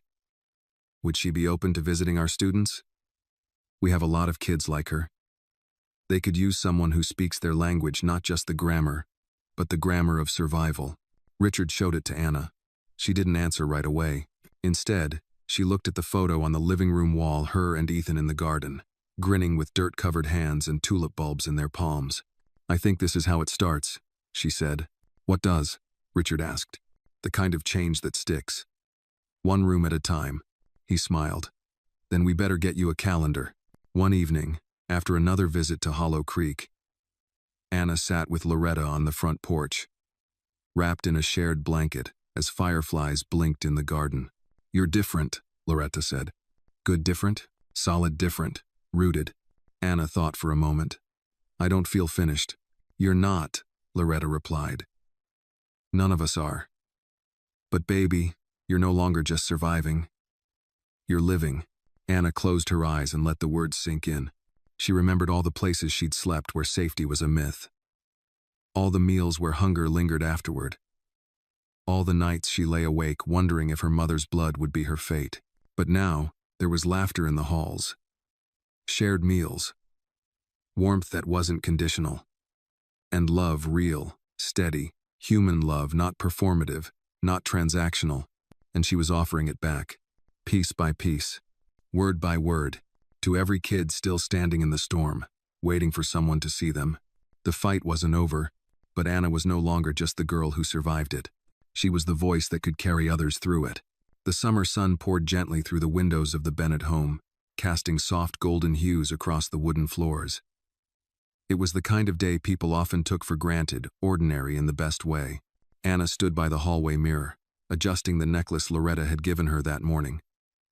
A single pendant hung from it, engraved with a simple phrase, "Still standing." Downstairs, Richard waited by the door, holding 2 travel mugs of tea. Ethan bounced behind him, his backpack slung lazily over one shoulder. "You ready, Miss Guest Speaker?" Richard asked, his eyes full of warmth and mischief. Anna rolled her eyes but smiled. "As I'll ever be." They were headed to Rosewood High School in the Bronx, a place that had recently launched a program for at-risk youth. The principal had invited Anna not just to speak, but to help design a mentorship program. What started as a single invitation had grown into a movement, one student, one story, one moment at a time. On the ride there, the streets of New York flashed by familiar, chaotic, alive. Anna watched as neighborhoods shifted from luxury storefronts to faded brick buildings and back again. She could trace her past along these streets like a map drawn in memory. "Do you think it ever really ends?" she asked, turning to Richard. "What?" "The feeling that something bad is waiting just around the corner." Richard considered her words. "I don't think it ends. I think we just stop letting it control the way we walk around the corner." She nodded, then looked out the window again, her hand brushing against the necklace. Rosewood High buzzed with the energy of teens trying to act unimpressed. As Anna entered the auditorium, several students glanced up from their phones, their curiosity hidden behind practiced boredom. But when she took the stage, no podium, no notes, just a stool and a steady voice, something shifted. She began not with her story, but with a question. How many of you have ever wanted to disappear not because you hated life, but because life kept forgetting you existed? Hands didn't shoot up, but she saw the stillness. The silence. The way some eyes blinked faster, some shoulders stiffened. That was enough. "I used to think silence was the safest place," Anna continued. "If I didn't speak, no one could use my words against me. But silence is where fear grows. And the longer you stay quiet, the more you start to believe the lies." She told them about Ethan, about the alley, about the night she dialed a stranger's number and changed her life. She didn't glorify it. She didn't make herself the hero. She made it real. Tangible. By the end, the room was still, not silent in discomfort, but in solidarity. One girl raised her hand. "What if no one ever shows up?" Anna stepped down from the stage, walking toward her. "Then you keep surviving until someone does. And while you wait, remember you're not invisible just because others refuse to look." Afterward, a boy named Malik approached her. He was 15, tall and thin, with 2 old eyes and a fresh scar across his cheek. "You talked about trust," he said. "How do you rebuild it when it's been broken too many times?" Anna didn't answer right away. Instead, she reached into her bag and pulled out one of the blank notebooks she always carried now. On the inside cover, she wrote, "Day 1. I am still here." She handed it to him. "Start by trusting that." Back at home, Richard received a letter in the mail. Handwritten. The penmanship wobbly but deliberate. It was from Anna's biological grandmother, a woman neither of them had heard from since the adoption. She'd seen Anna's latest talk online. Said she cried for hours. Said she regretted not fighting harder for her daughter. For Anna, she didn't ask for forgiveness. She only asked if one day, Anna might be willing to meet. Richard showed the letter to Anna that evening. She read it quietly, expression unreadable. After a long silence, she said, "Not yet, but someday." Richard nodded. "Your pace, your call." She smiled. Always.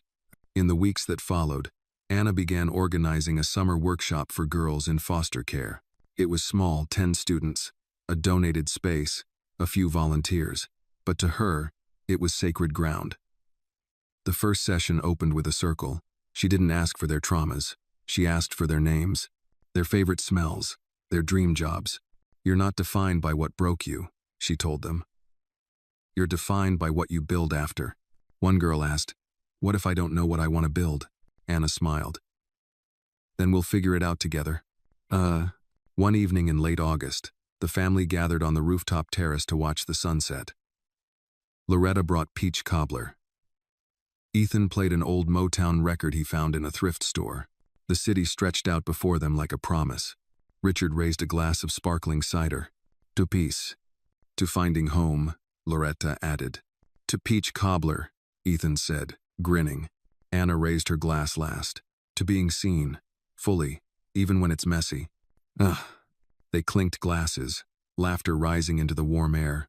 Afterward, Anna sat beside Richard, both of them watching as the skyline shimmered in gold and blush. You know, she said, I used to think the worst thing was being alone. But it's not. What is it then? Being surrounded by people and still feeling invisible. Richard nodded slowly. And now? Now I know the best thing is being seen by someone who refuses to look away. He reached over and gently squeezed her hand. I'm not going anywhere. I know, Anna whispered, and for the first time in her life, she believed it without hesitation. That night, Anna opened a fresh notebook. On the first page, she wrote, I am not a headline. I am not a statistic. I am not the worst thing that's ever happened to me. I am a girl with scars, with strength, with stories. I am still standing, and now I choose to rise. She closed the notebook, placed it beside her bed, and turned off the light. Outside, the city pulsed with life, and somewhere, in another quiet room, a child waited to be seen. Anna would be ready. The story of Anna teaches us that healing doesn't begin when someone rescues you, it begins when you believe you are worth being rescued. It reminds us that even the most broken beginnings can lead to powerful transformations when met with compassion, consistency, and courage. Through Anna's journey, we learn the importance of being present for others, not as saviors, but as steady hands and open hearts. Ultimately, it is a story about reclaiming one's voice, standing in truth, and becoming a beacon for those still lost in the dark.